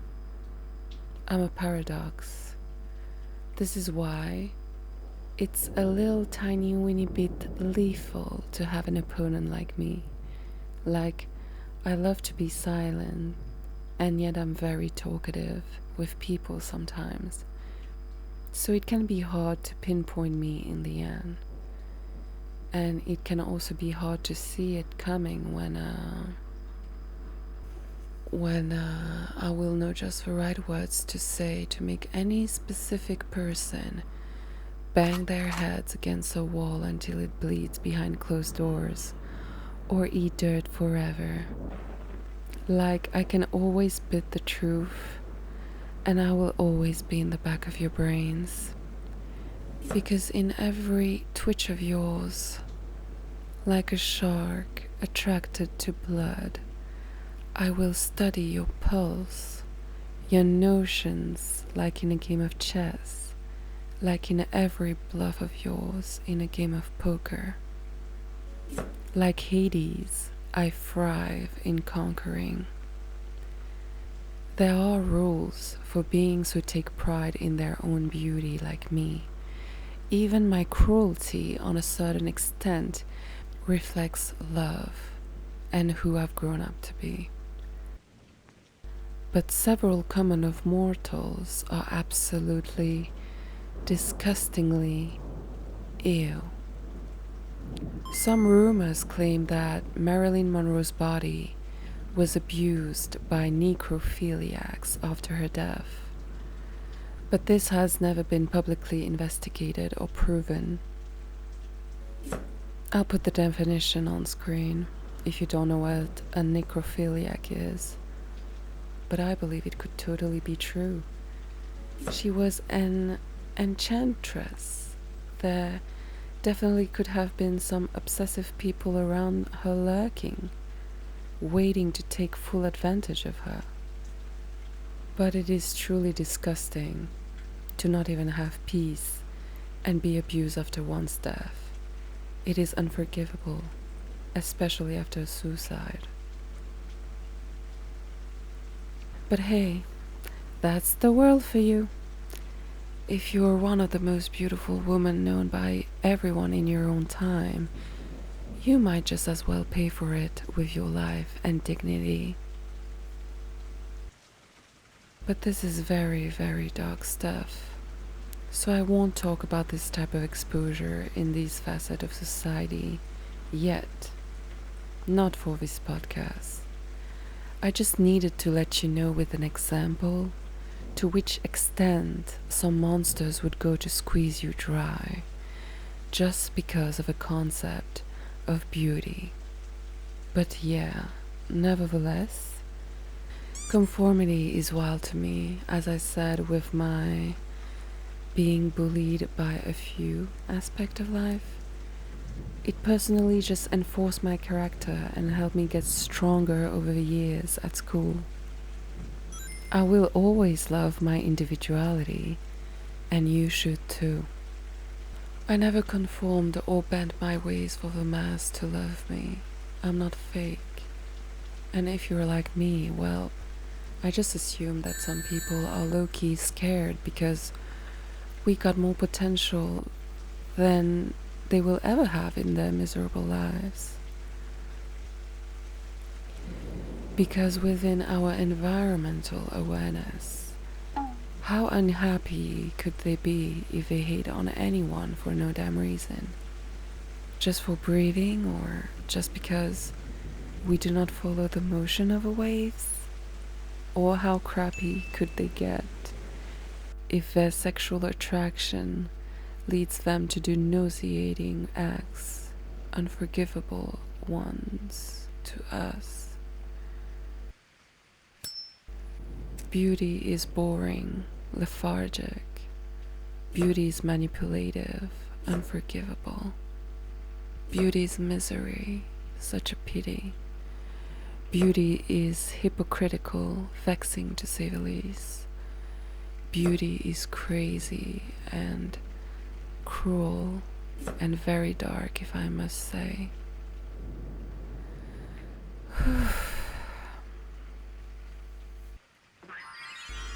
Name is Hades, Lord of the Dead. Hi, how you doing? At the end of the day, you choose. As long as you're aware and able to perceive, you already got the key to unlock your own perspective, identified beauty. I watched a movie earlier. After rewatching the whole show of Friends for the second time, don't judge me, I forgot how the story went and wanted to refresh my memory. It makes me feel nostalgic and it's funny. I'm a mix of all the characters. Like, I love dinos as much as Ross. I love food as much as Joey does. I love vacuums and I'm as competitive as Monica. I sing and I invent stupid songs like Phoebe, and spiritually I relate to approach with life. I love shopping like Rachel, and I can't smile properly out of stress when people take photos of me like Chandler. Anyways, after watching the last episode of Friends, I got recommended a movie with Jennifer Aniston, Dumpling. And as I love Aniston and thought the title was enticing and cute, I clicked it and watched it. Cute little movie, won't watch it again in my life ever though. You can watch it once too if you want. It's Dumpling. It's about a plus-size teenage daughter of a former beauty queen who signs up for her mom's Miss Teen Blue Bonnet pageant as a protest, revolutionizing the pageant and their small Texas town.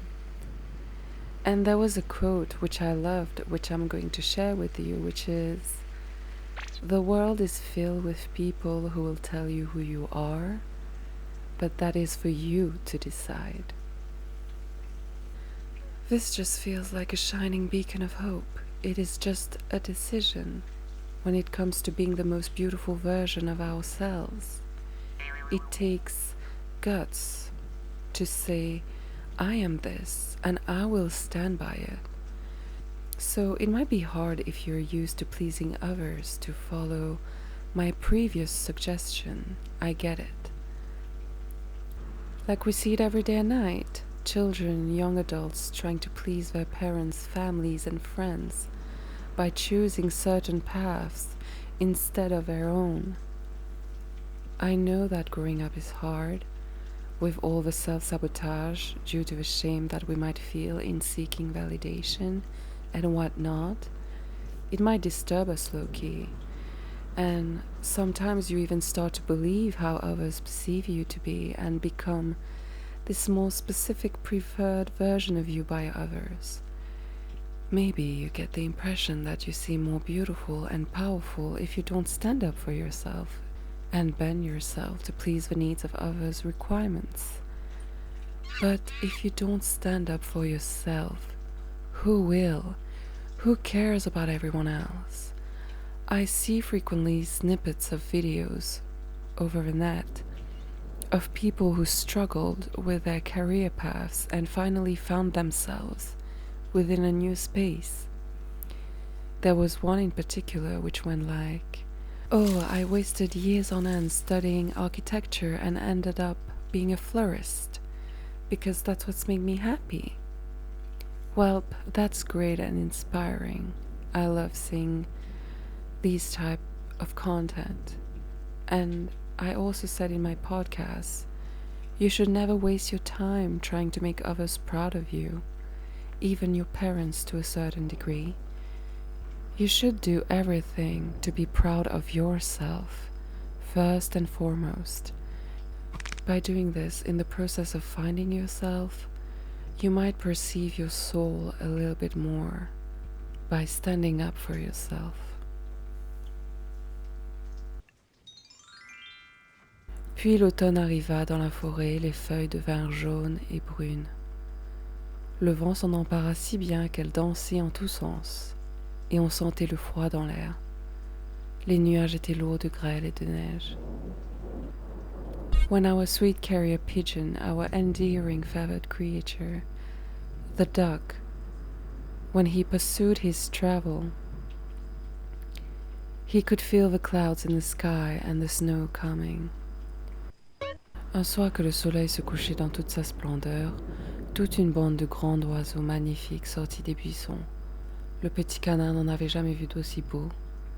Ils étaient d'un blanc éclatant, avec de longs coups flexibles. C'étaient des cygnes. Ils poussèrent un cri très étrange, déployèrent leurs longues ailes superbes et s'envolèrent pour s'en aller vers des pays plus chauds, par-delà les vastes mers. And one night, when the sun was setting in all its splendor, he saw huge, magnificent birds flying out of a shrubbery. They were sensationally white-colored, so bright. They were migrating to warmer horizons. Our ugly duckling felt weird, as if he had goosebumps while seeing these types of birds for the first time in his perpetual miserable life. Oh, il ne pourrait jamais oublier ces superbes oiseaux, ces heureux oiseaux, et dès qu'il ne les vit plus, il plongea jusqu'au fond, et quand il revint à la surface, il était comme hors de lui. Il ne connaissait pas le nom de ces oiseaux, il ne savait pas où ils allaient, et pourtant, il les aimait comme il n'avait jamais aimé personne. Il ne les enviait même pas. Comment aurait-il pu avoir l'idée d'une telle splendeur pour lui-même? Il aurait été content si seulement les canards l'avaient accepté parmi eux. Pauvre vilain petit canard. They were swans, but he didn't know that. He didn't know that the universe was already showing him the way, that he was perceiving the way he might recognize himself. He just knew that he would never forget these gorgeous birds once he saw them for the first time.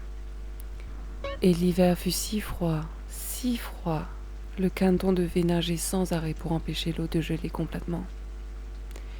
Il finit par être si épuisé qu'il ne bougea plus et fut pris dans la glace. He dived his head in the icy cold water, and when he came back to the surface and breathed, he was furious. He didn't know their name, nor where they were going, yet he knew that he fell in love with them like he had never loved anyone else in his life. He told himself that he could never be as breathtaking as them, that he could have been happy if the ducks accepted him as his own. It was winter and he had to keep swimming to avoid the water to freeze completely. But every night when he bathed, the hole kept getting smaller. He eventually got exhausted of agitating his little cute duck feet, so he stopped moving while bathing until he froze himself. He was trapped in the ice. It is tiring being someone you ain't and not discerning your own beauty. Our universe will play with you and show you the way implicitly. This is why you have to have spatial awareness to understand the beauty of life. The answers are everywhere. The ugly duckling embodied all the critics that was thrown at him. How could he not?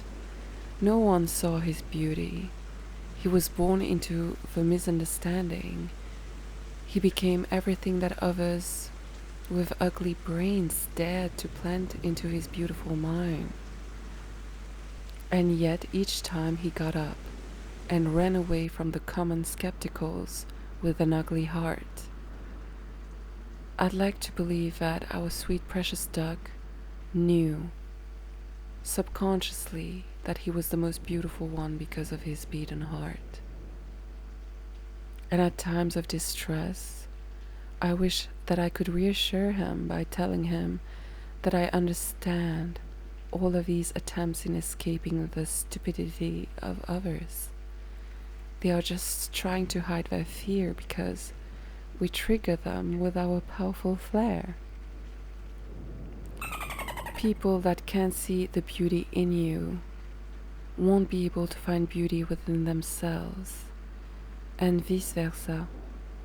If you can't see the beauty in you, how can you find the beauty within other people? Always remember this as you continue your journey, my space monkey. It's like a lot of people will criticize you proudly, displaying how confident they are in their skin, while secretly hating on themselves and altering who they are for their community. It's pathetic. Why bother pleasing anyone, especially those type of people, huh? Let them play pretend and stay real. Those are the type of people who can't genuinely be happy. Oh, by the way, it makes me think of a video I saw of two siblings in a podcast. A little guy with his older sister. It is a tiny bit heartbreaking. I'll explain. So in this video, the little boy admitted how mean his sister was to him all the time. And she replied super aggressively with, "Oh, but that's only when you're failing in class." He says a D is not failing. And she counterattacked with the fact that it is. He proceeded with, "For you it is because you're an A+ child." That triggered her to make disgusting dumb faces with her tongue and being all proud and whatnot.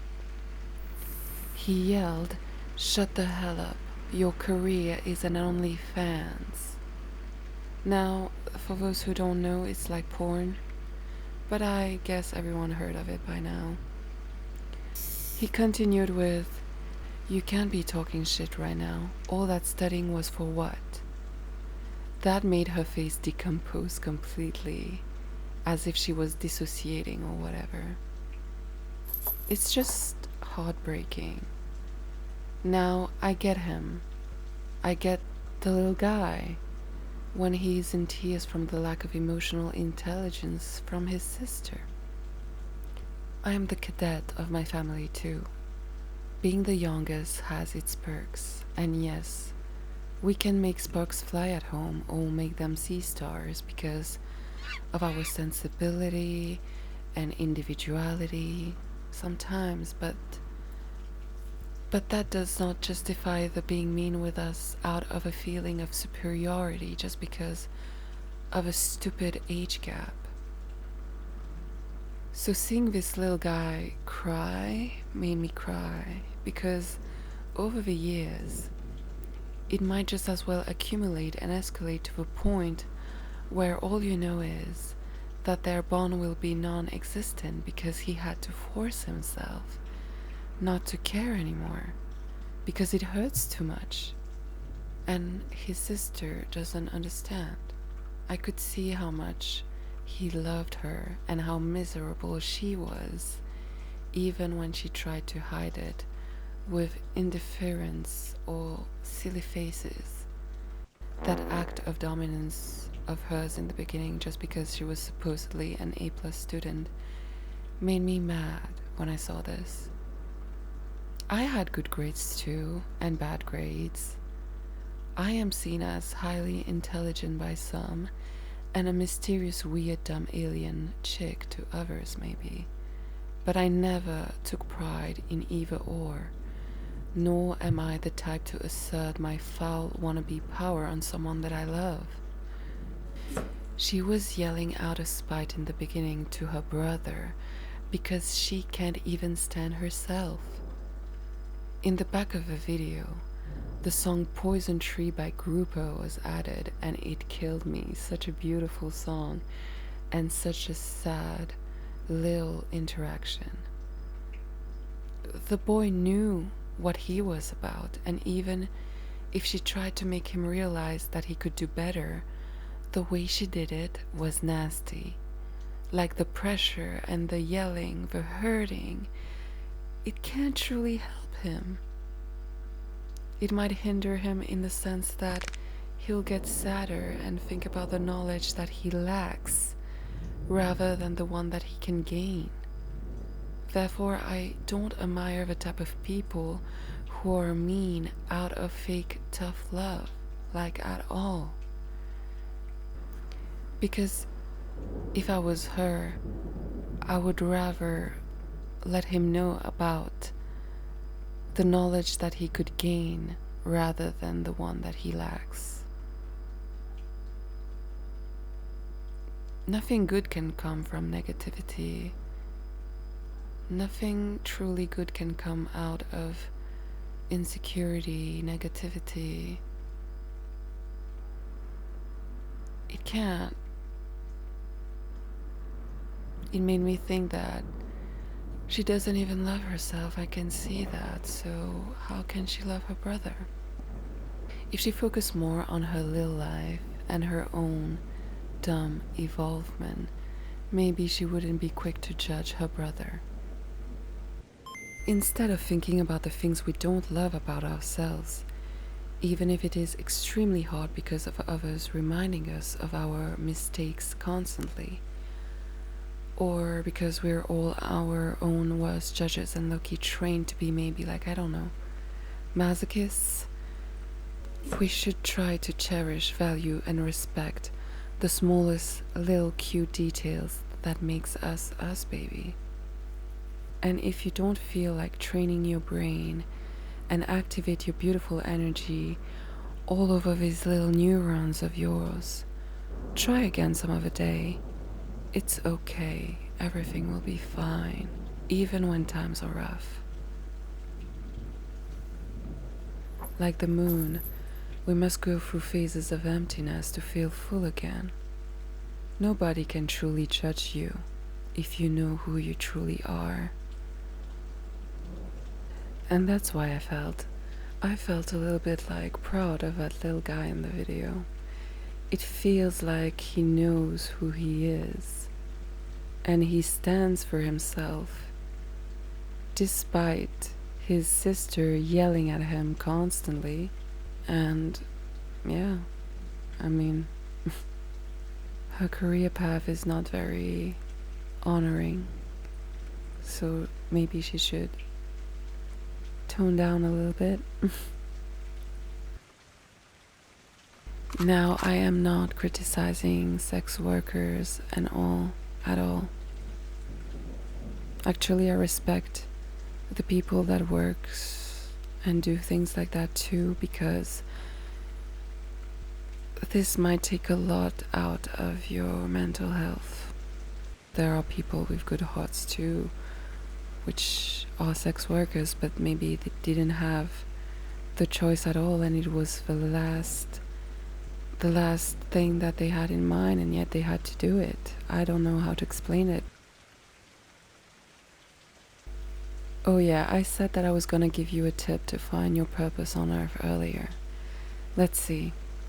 Your ikigai is a Japanese concept which refers to something giving a person a sense of purpose and a reason for being. It might help with knowing where you should stand in your environment and to be able to anchor the idea of your own beauty in your life, to understand yourself a little bit more. So to discover it, you can draw 4 circles on a paper. I'll show you. Look at your screen if you aren't. Write what you love, what you're good at, what you can get paid for, and what the world needs. With this combination, you can fill some of the blanks. In fact, try to pack all the things you can think of in them. Within these little spaces, you will write your passion and mission in what you love, your profession and passion in what you're good at, your profession and vocation on what you can be paid for. Just do the same thing that I did. Here you can do it like pause the video, just write those down and put the paper aside, and let's continue to speak about the concept of beauty. But yeah, it's pretty simple. For instance, if I do what I love and what I'm good at, it becomes a passion.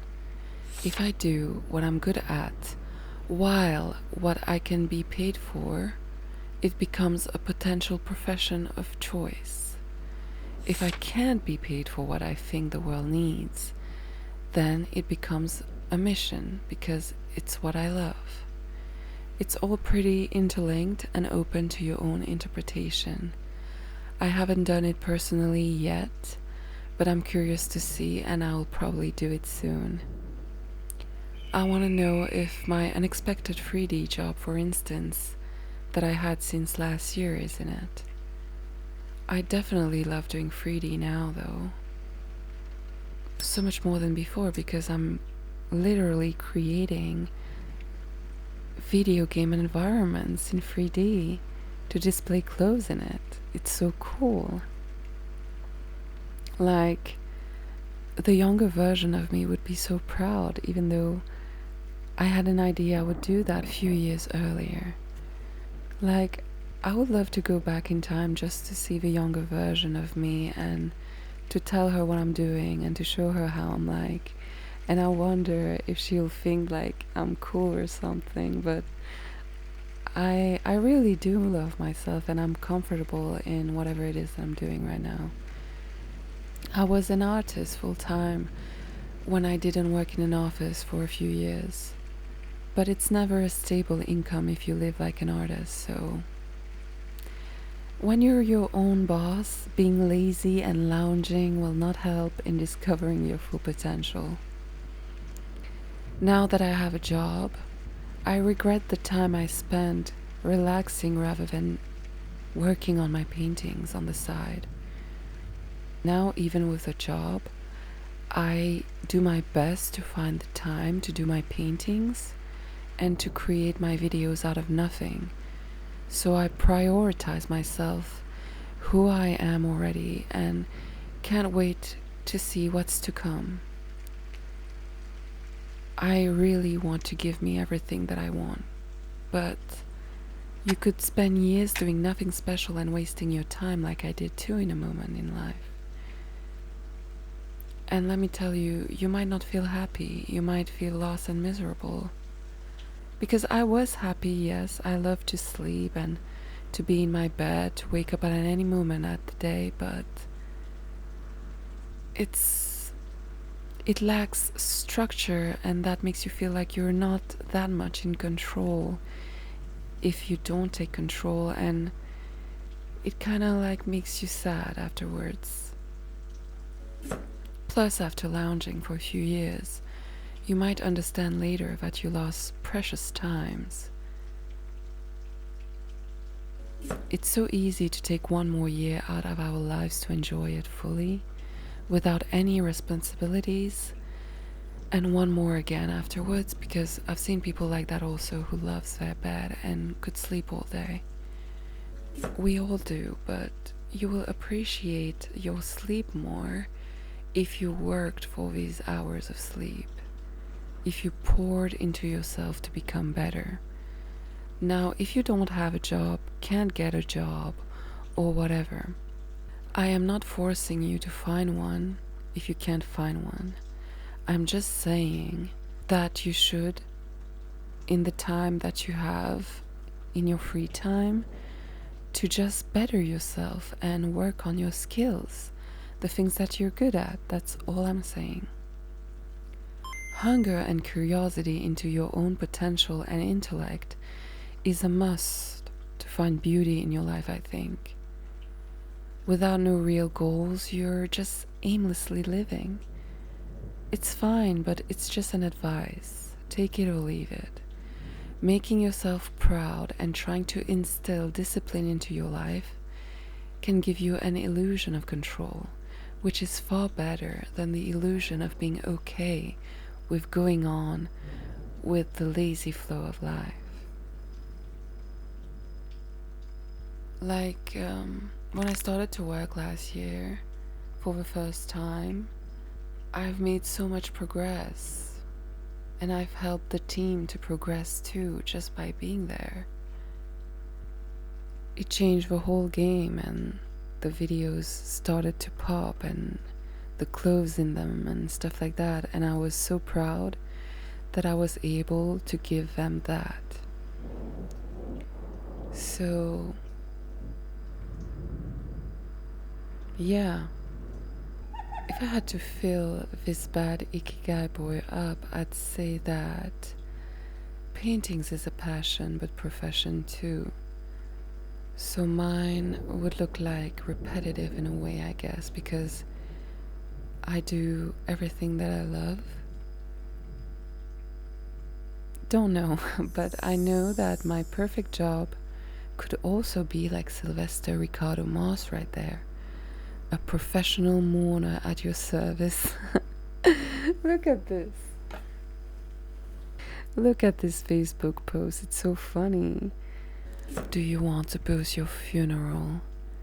Hire me, the professional mourner, to come and cry at the funeral.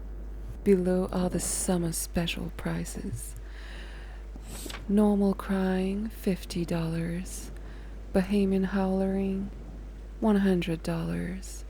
Crying and rolling on the ground, $150. Crying and rolling on the ground, $150. Crying and threatening to jump into the grave, $200. Crying and actually jumping in the grave, $1,000. Like I said to my best friend, if I had a job like that, I'd actually cry, actually jump in the grave, and kiss the corpse for $1,500. It's a perfect job. Are you kidding me? It's so funny. Anyways, where was I? There's this famous quote about existential philosophy which goes like, should I kill myself or have a cup of coffee? And I think that it shows how we can also not give a fudge at all about everything. If you don't want to have a purpose, you also can. Like you don't need to have a purpose at all if this motive seems more reliable and comfortable to who you might be. Because there are nihilists, artists, and peers who are into absurdism and whatnot. As long as you refine your taste and peel the layers of your being, you might understand your core. Putting words on paper may benefit you, no matter what your situation is. Anyways, I haven't shown you my Christmas decorations, by the way. Look, I had a Grinch theme this year. Nobody goes full ham in this office with their decorations like me. You can tell that this desk is mine from miles away. Like I was the only one who decored that much. I love Christmas. It's my favorite holiday. It makes me sad too sometimes. But yeah. I hate the concept of a 9 to 5 and working in an office. But I love money. And I told my boss that the day that I'll get used to the concept of a 9 to 5 and that I will low-key think that it is a good idea, it will be the day that I might quit then. But look, I've removed everything Christmassy, kept a thing like my homemade signs and replaced a few stuff. But look, like my green feathers are black like fallen angels now. And my little cute toy soldiers are still there. They're so cute. Of course, I have dinosaurs everywhere. I love them. You didn't know that? Now you know. But the pictures I hang around here are wild. This is a collage I made of La Fonda. A masterpiece, I know. This is my picture of Twiggy, the water skiing squirrel, to inspire love and hope to everyone. I just wanted to show you these because you're not here with me in my office. I wish you was there all the time. It makes me sad. I hate you. This is a meme I made from one of my favorite dumb old French series, Ash, where the three main characters of her show pretend to be Snow White's dwarfs, and one of them say, "Et ça c'est le nain insuffisant mental," and this is the dwarf mentally insufficient. And mentally insufficient replies, "Oui, moi je sais pas pourquoi on m'appelait comme ça, mais ma mère a choisi ça." Yeah, I don't know why we called me like that, but my mom chose this name. Sûrement parce que ça doit rimer avec firmament astral. Maybe because it rhymes with astral firmament. Ou bien picotement anal. En tout cas, c'est bien joli. Or maybe tangy anal adjustment. Well, in English it's less funny, but those who get it, get it. Oh my god, I'm getting out of the subject. Let's focus. So yeah, I think the Ikigai blueprint is cool. By understanding what matters most to you, you might see the beauty of a more simple life unfolding for you, don't you think? We are one with this planet, universe, and cosmos. If you try to perceive yourself, you might just as well find yourself in everything. All it takes is some good old reflection and intuition. Be a little bit more primitively intelligent with your approach in life. In Hercules, When Megara was in pursuit of finding Hercules' weakness, she started to fall in love with him and vice versa. So when Hades asked her what it was, in order to destroy the boy and grant his wishes of taking over the world of the gods, she uttered that he had no weakness. But Hades took the matter in his own hands and realized that Hercules' weakness could just as well be her, Megara.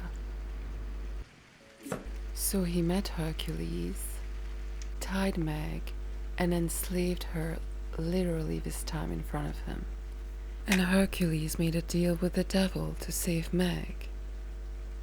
The deal was that Hades was allowed to strip Hercules' godly strength out of his body for 24 hours straight, which was enough time to conquer everything without having Hercules standing in his way and tripping on his paws. This shows us that we are never better served than by ourselves. We are social creatures. I am one even if I'm totally savage. More in real life than online though. I suck at social media. I always say that. But we have to acknowledge that fact. Sometimes, even if you are driven to be perceived a certain way, not everyone will see you in that light. Everybody is just a reflection of one another. And that's where the fucked up part is. It's an absolute entropy of energies and souls, lost in the process of existence within space. But be a big girl or boy and tie your own sandals like Meg, and have the guts to love yourself enough to honor what you'll truly perceive to be you in your journey. Emulate your most bewitching energies within your own loving structure. Appreciation of beauty was seen as a means of connecting with the divine order of the universe and finding solace in the face of life's challenges. Treasure yours because beauty takes guts. Beauty is standing up for yourself when no one else will. Beauty is heart-wrenching. Beauty is perceiving who you are and finding yourself.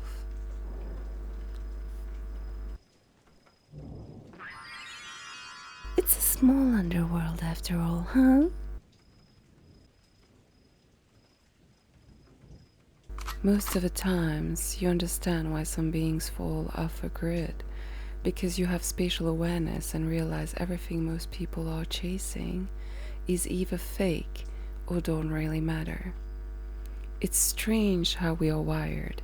It's as if we constantly try to perceive ourselves through the eyes of others as social creatures, in spite of also knowing subconsciously or not that we are one. There's no beauty without strangeness and duality. Like for instance, I would have never thought of working and making art in the fashion industry, as I prioritize and love wearing comfortable clothing first and foremost. But when you dive into it, you can see all the tiny little details and hard work put into it. Do you remember in the scene from The Devil Wears a Prada, where Miranda explains very eloquently and wisely how fashion touch lives on a day-to-day basis to Andrea?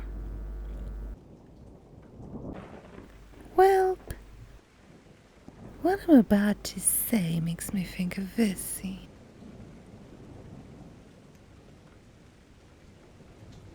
But yeah, when you dive into something like fashion, no matter how casual it is or not, you can see little details, like from the softness of the materials to the refinement of a button. All of this exists to allow beings to express themselves, to embrace their individuality, and to connect through creations. This is why even when we don't necessarily appreciate something in particular, or if we don't understand it, it is interesting to know that we are, as beauty and art, everywhere. For the guys listening to me, maybe you might not know it yet, but the self-worth of every woman is challenged on a day-to-day basis. I know that you do feel the pressure too, but we have so much more pressure to be beautiful and perfect than you. It's awful. So much so that a study conducted about beauty showed that compliments and unconditional support from peers and family are considered as positive strategies that are likely to be effective in improving women's body image and self-esteem nowadays. But now, the boys, you out of everyone, understand how hard it is to get compliments within this day and age, right? I feel like boys don't get enough compliments on their beauty. Maybe you should avoid driving girls crazy too. That'll be a start, but everybody is on the defensive, it seems. And we all know how hard it might be to get a few more praises from the family and all. They love to judge, and so much as Loki snakes who don't want to see you happy, so I just want you to know, whoever you are, that if you see yourself as beautiful and unique as you want, then you are already challenging the world by refusing to be trapped within the beauty myth, and that's badass. Coco Chanel proved how beauty is self-expression, with her career which steered major changes in notions of female beauty. She broke stereotypes, and she freed women from corsets in the 1910s and replaced fussy frills with the little black dress in the 20s. And this is an iconic move because who doesn't know what a little black dress could do? She played with gender, getting women into sailor tops and trousers. She turned comfy jersey into daywear, not just underwear. She made satins desirable. The list goes on. One of her famed definitions of beauty reflects the massive upheaval in women's identity from the suffragettes to the 60s women's movement. Prizing individuality and uniqueness over passive conformity, beauty begins the moment you decide to be yourself, she said, an idea that continues to play out today. I repeat, beauty begins the moment you decide to be yourself. Isn't she magical? Everybody deserves a Coco Chanel in their lives.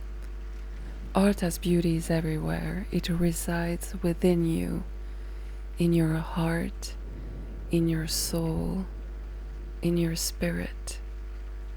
Want to know something else which is transcending? The ending of both of the stories which I read and explained to you tonight. Finally. When Hercules made the pact with Hades and gave up his godly strength for 24 hours to save Megara, Hades revealed to him that Meg was just a puppet of his and that she betrayed him. Then he went off to unleash the Titans to take over Mount Olympus, the land of the gods, to destroy Zeus, his brother, and conquer everything. Heartbroken, Hercules struggled to fight with one of the Titans, and he wanted to give up, admitting to Phil, his mentor, that dreams are for rookies, while being beaten to a pulp on the floor by the Titan. Which is normal, right? If you just learned that the person you fell in love with was not loyal to you, how would you feel? It could kill anyone, let alone not enable you to fight mentally. But Phil replied, no, giving up is for rookies. So Hercules continued to fight beyond his ability. He was able to ascend on the back of his horse, Pegasus, fighting the titans and releasing the gods from Hades' shackles. But in the war, Meg saved Hercules by taking the head of one of the giant monsters, which were meant for Hercules. And she suffered from a serious lethal injury, leading her to be dying slowly and softly by the minute, with Phil by her side, who was holding her hand. Once the war was over, Hercules found Megara dead, and he joined Hades to the underworld in order to find her back. Over there, he saw Megara's soul floating with all of the other dead ones, trapped in the river Styx, a river of souls, with a water so deadly it would kill anyone who swims in it for a few seconds. So Hercules made a deal with Hades, knowing how Hades loved to play games, and he proposed to trade his own soul for hers. Hades accepted. Hercules was hoping he could get out of the river alive in time with Meg. He didn't think twice and dived right in. This moment was so powerful. As Hercules was in the river, he was slowly decaying, and the Fates was about to cut his lifeline. But just when Hercules was about to be so close to reach Megara's hand in the venomous water, it was too late. He was about to die. The Fates took their scissors and the thread of his life, all while he was about to hold Meg's fingers underwater. And click. The Fates couldn't slice his lifeline. It was glowing of pure shining gold. He became a god again, finally. In the river of Styx, Hercules became a true hero. He sacrificed himself for the love of his life, for her to be able to breathe again out of the water. That was so beautiful to see. Ever real. I love this scene so much. He was able to get out of the water. He held Meg's soul and delicately placed her back in her body, bringing her back to life. The moral of the story is, after meeting and falling in love with the beautiful Megara, Hercules would learn that a true hero is measured by the strength of his heart, as opposed to the strength of his muscles.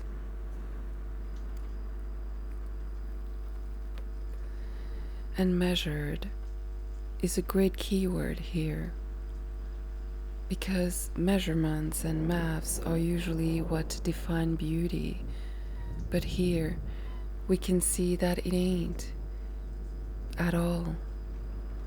Which makes me think of his drop-dead gorgeous quote from Dostoevsky. She tortures me with her love. She tortures me with her love. In the past it was only that infernal body of hers that tortured me. But now I've taken all her soul into my soul, and through her I've become a man. Wow, just wow, I just got goosebumps from that. And you know what? Hercules decided to become mortal again in order to be with Megara, to be on Earth with her, because this is where he belonged. There's so much beauty in this tale, especially the way I narrate it. I know, stop.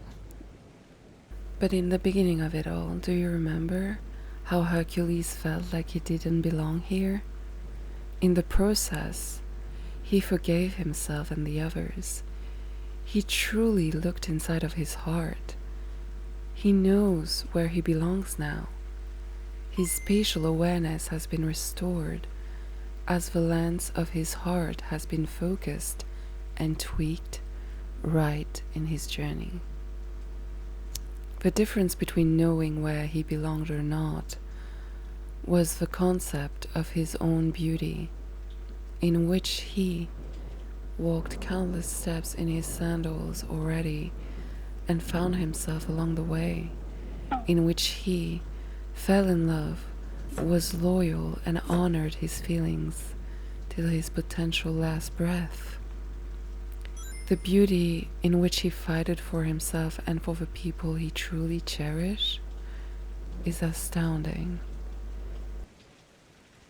It's so heavenly to reconnect with your true self, with creation, through a soft and slow surrender to the power of your own beauty and love and heart, to the true power of your flaws, accepting them and conquering your fears. It's a small world after all. Being humble and acquiring noble qualities is an all-time high. Who would have thought? And for my love Hades, we must remember that his schemes come from a place of pain. He doesn't have a chance to shine bright like everyone else up there in the land of gods. So cut him some slack, please. There's a natural balance to everything.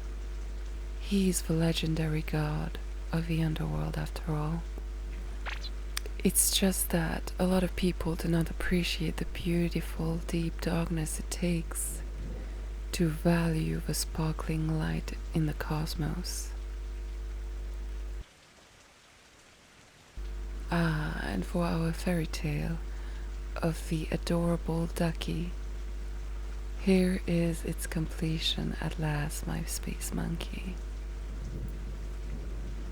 Tôt le lendemain matin, arriva un paysan qui le vit. Il cassa la glace avec ses sabots et l'emporta chez lui. Le pauvre canton se précipita vers les buissons couverts de neige fraîchement tombée. Il resta là, tout engourdi. Early in the morning, a countryman found him and broke the ice he was strapped into. He saved his life and revived him. He got out back in the wild. The shrubs in the garden was covered in fresh snow which has fallen. La misère qu'il dut subir pendant ce rude hiver. Le canton gisait dans le marais parmi les roseaux, quand le soleil se remit à briller et à chauffer. Les alouettes chantaient, c'était le printemps. In the nearest swamp, he was still trembling within the reed, until the sun started to shine, to sparkle, heating everything in the approximate radius. The skylarks commenced to sing. It was spring. Alors d'un coup, il déploya ses ailes. Elles étaient plus fortes qu'avant et l'emportaient facilement. En un instant, il se trouva dans un grand jardin où les pommiers étaient en fleurs, où les lilas embaumaient et laissaient pendre leurs longues branches. La douceur du printemps. In an instant, our ugly duckling found himself to be in a huge garden, where the apple trees were flowering, the lilacs embalmed the air. Sweet springtide. En sortant des buissons, il découvrit 3 beaux cygnes blancs qui battaient des ailes et flottaient sur l'eau. Le canton reconnut les magnifiques oiseaux et y fut pris d'une étrange tristesse. He was running, and straight across from him were 3 white swans, playing in the water with their astounding wings and floating gracefully in the water. When our little duck saw them, he had an overwhelming sense of sadness growing in his body. Je vais voler vers eux, ces oiseaux royaux, et tant pis s'ils me massacrent. Moi qui suis laid, si j'ose m'approcher d'eux, ça m'est égal. Mieux vaut être tué par eux qu'être pincé par les canards, piqué par les poules, poussé du pied par la fille de la basse-cour et gelé en hiver. et il vola jusque dans l'eau et nagea vers les superbes cygnes. He cried to himself, I will fly towards them. These royal birds, I don't care if they massacre me, the ugly one. If I dare to come close to them, to hell with everything. I'd rather be killed by them than being pinched by ducks, herded by chickens, thrown away and freezing to death in the winter. Quand ils le virent, il s'en vint vers lui, à grands coups d'aile. Tuez-moi si vous voulez, dit la pauvre bête en courbant la tête vers la surface de l'eau, attendant la mort. When the swan perceived him, they approached him and he uttered, Murder me if you want, while looking down at the surface of the water, resigning from all his pain, waiting for his final death. Mais que vit-il dans l'eau transparente? Au-dessus de lui, il vit sa propre image. Mais ce n'était plus un oiseau gris et lourdeau, affreux et laid. Il était un cygne.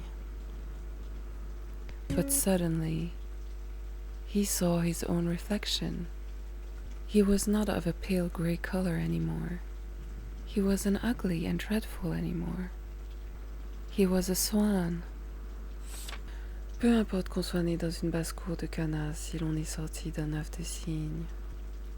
It doesn't matter if you were born in a duck farm if you came out of a swan's egg. Il était content de tous les malheurs et de toute la détresse qu'il avait subie. Maintenant, il comprenait vraiment son bonheur et appréciait d'autant mieux toute cette splendeur qu'il accueillait. He was happy that he endured all the misfortune and distress that he has been through, because now he could really appreciate and understand completely his happiness, his own splendor. He was on cloud 9. Alors il se sentit tout gêné, se cacha la tête sous l'aile. Il ne savait plus où il en était. Il était trop heureux. He felt shy and he hid himself under the comfort of his own wing. He forgot completely where he was. He was so over the moon. Mais pas fier du tout, car bon cœur n'est jamais fier. But not proud. A good heart is never truly prideful. Il songeait combien il avait été pourchassé et moqué, et il entendait maintenant tout le monde dire qu'il était le plus beau de tous les beaux oiseaux. He thought about the multiple times that he had been chased away and bullied, and now he heard everyone praising him about how he is the most beautiful swan that they had ever seen. Et les lilas inclinaient la branche devant lui, et le soleil brillait, chaud et bon.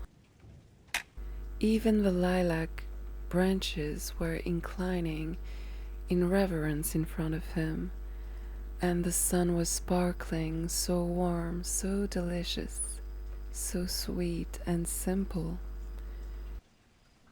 Alors il se redressa, et il exulta de tout son cœur. Jamais je n'ai rêvé de tant de bonheur quand j'étais un vilain petit canard. Jamais je n'ai rêvé de tant de bonheur quand j'étais un vilain petit canard. He composed himself, straightened his whole being, and exulted from all of his heart. Never would I have ever dreamed of that amount of happiness when I was just an ugly little duckling. This sentence, if it's in French or English, it makes me want to cry. It just breaks my heart and makes me cry. It was written in the stars. He was destined to just be beauty itself. It's so damn divine. He was already beautiful since it all started, though. He was pure. And his spatial awareness was fine, but the corrupted mindset of the others tainted him with their own shadows, their own small little world. beauty can be misunderstood and incomprehensive to the ones who don't have a heart left. Life can take so much out of you. Sometimes we are just a product of our environment and surroundings, yet we need to push through the envelope to discover our beauty and those of others. There's an interesting video I want to share with you.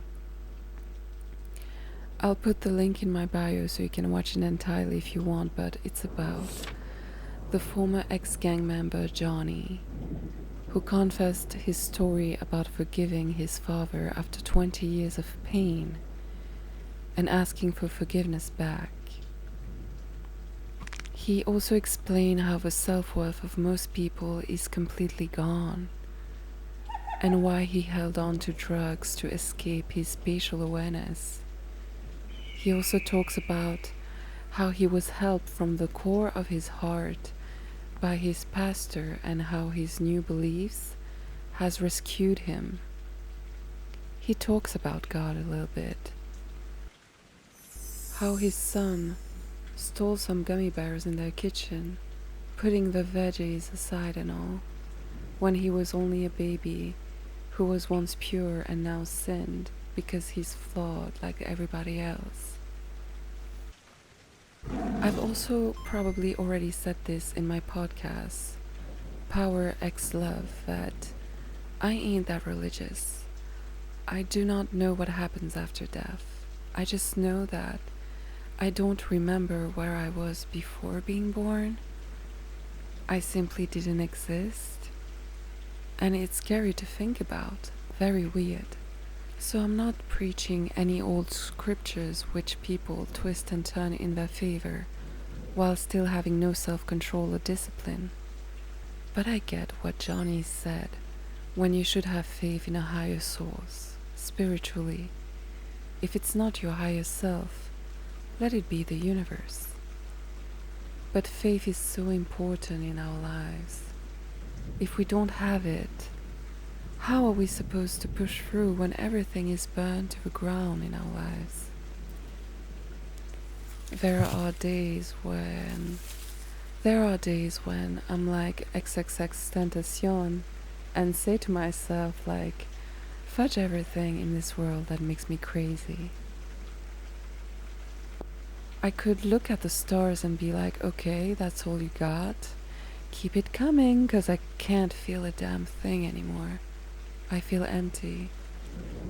There are nights where I would rather not save everybody anymore, where I just want to save what's left of myself, because a piece of me dies every day.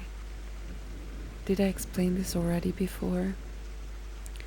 I don't want to be redundant, so I won't tell the story behind one of my tattoos, which mirrors the energy of life and death, and how it portrays a fragment of me dying each day, because I think I did already say or explain this in one of my podcasts, I'm not sure, but anyways, sometimes, like most times, I have to save myself, and that can make me angry and frustrated, but I never judged anyone out of spite for just breathing, you know. This is why I don't understand other people yelling to some others and hating on them only because they need to take their frustration out of them and relay the torch of negativity to someone else. But still, no. Overcoming your struggles is one of the most beautiful things you can do, once you are within the healthy, spicy equilibrium you sought. And the ultimate move is that no matter which religion you delve into or not, I always say this, but love should be the lens you operate with. It's as simple as that. Be love. Beauty as life itself could be objective, subjective, or derived from pleasure, like hedonism for some. And by that I don't mean to open your heart, waste your time, and just love anyone out of pleasure. Personally, I, like a few holy beings, love to preserve my self-worth and time for the right people. It is more celestial and organic, less chaotic. And because I give my full loyalty to the beings who truly deserve it. Which is why I said that you need to know what you want. And as I also said, I'm foxy. If there is one fox I can relate to the most, it's the cute one from Antoine de Saint-Exupéry's Little Prince's nanoscopic planet. He said something that is as wiser and cosmic as the stars in space. On ne comprend bien qu'avec le cœur. L'essentiel est invisible pour les yeux. It's crystalline. You can feel the depth of it.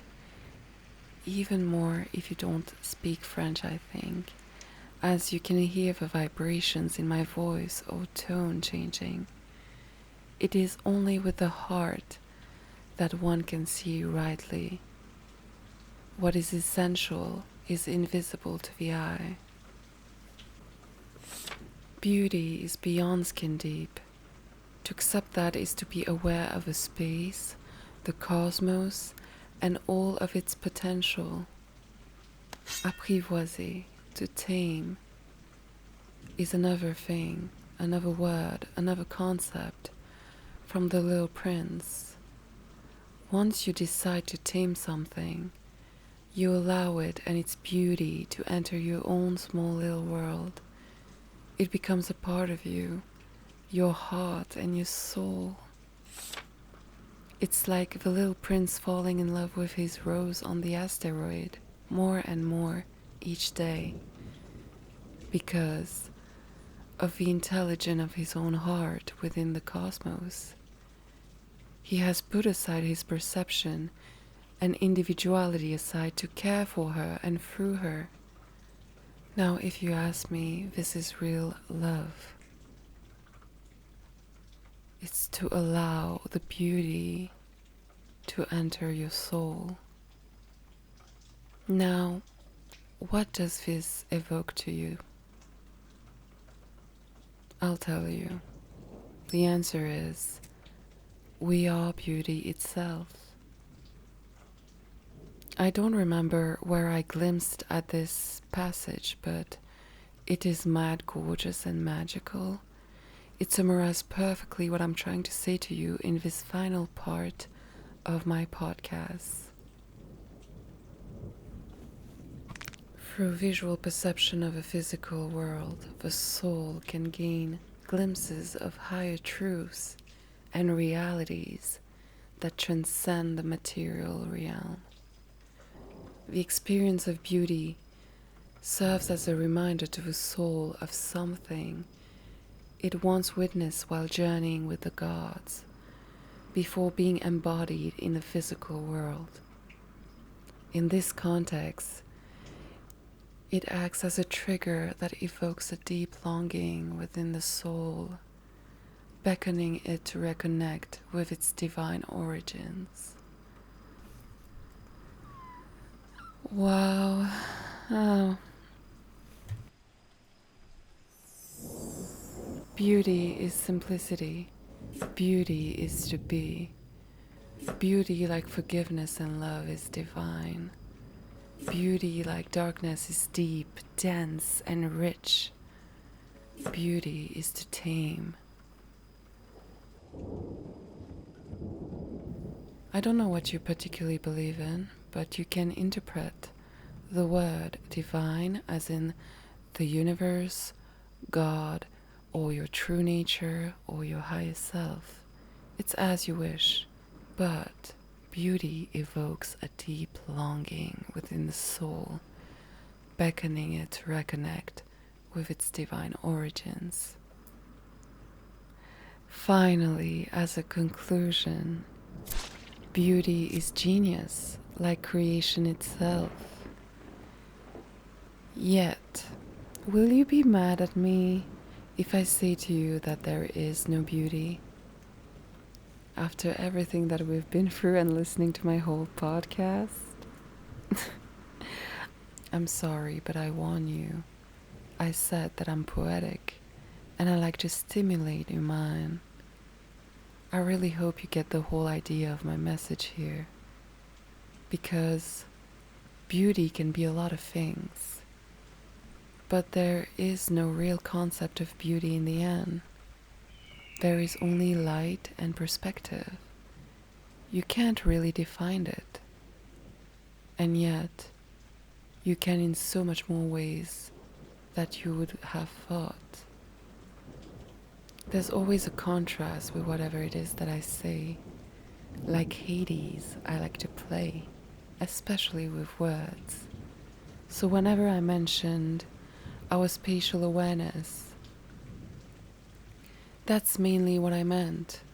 The aspects of light and perspective, like the spectrum of colors existing within our cosmos, birthed from our primitive senses like perception, the smell, the taste, and life itself. Don't be mad at me. After all, we spent a magical moment together within the creation of my podcast. To make up to it, I just want to let you know that this is how I know I love you so much. Whenever I see something beautiful, I want you to see it too. Every fucking time. Oh, Chihuahua, there's a whole cosmos waiting for you, my space monkey, so I won't take much of your time. For those who want to go, you can leave. Thank you for listening. I really hope you got something out of the stories and theories I've told tonight. And yeah, I also do wish that you will stick with me and be there to hear the other beautiful tales I might have in store for you in the future. I'm grateful for you if you'll listen to this in its entirety, because it takes a lot of brain power on my side to articulate the right combination of words to express myself and to be able to make sense within the sparkling ideas in my mind. So thank you for being there, and bye. And for my space monkey qui sont des têtes brûlées, some real crazy hotheads, to the curious ones, to the chosen ones, I shall finish my thesis with 2 poems that I love to death very much. I hold them very dearly to my heart. One is written by Persephone to her love Hades, and one from Hades to his obsession and love, Persephone. Inhale.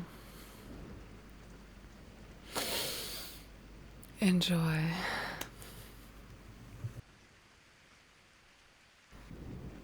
Tell me losing everything is what saved you. Tell me you finally tasted freedom. Don't lie. I see it in your eyes. Women lie to their mothers. Women do not know how to use their own voices and resort to things deeper. Don't lie to me. Tell me you loved to destroy. Tell me you need me, please. You are the bones of my spine. You are the ground beneath my feet. You are made of deeper stuff than the earth can give. Admit it.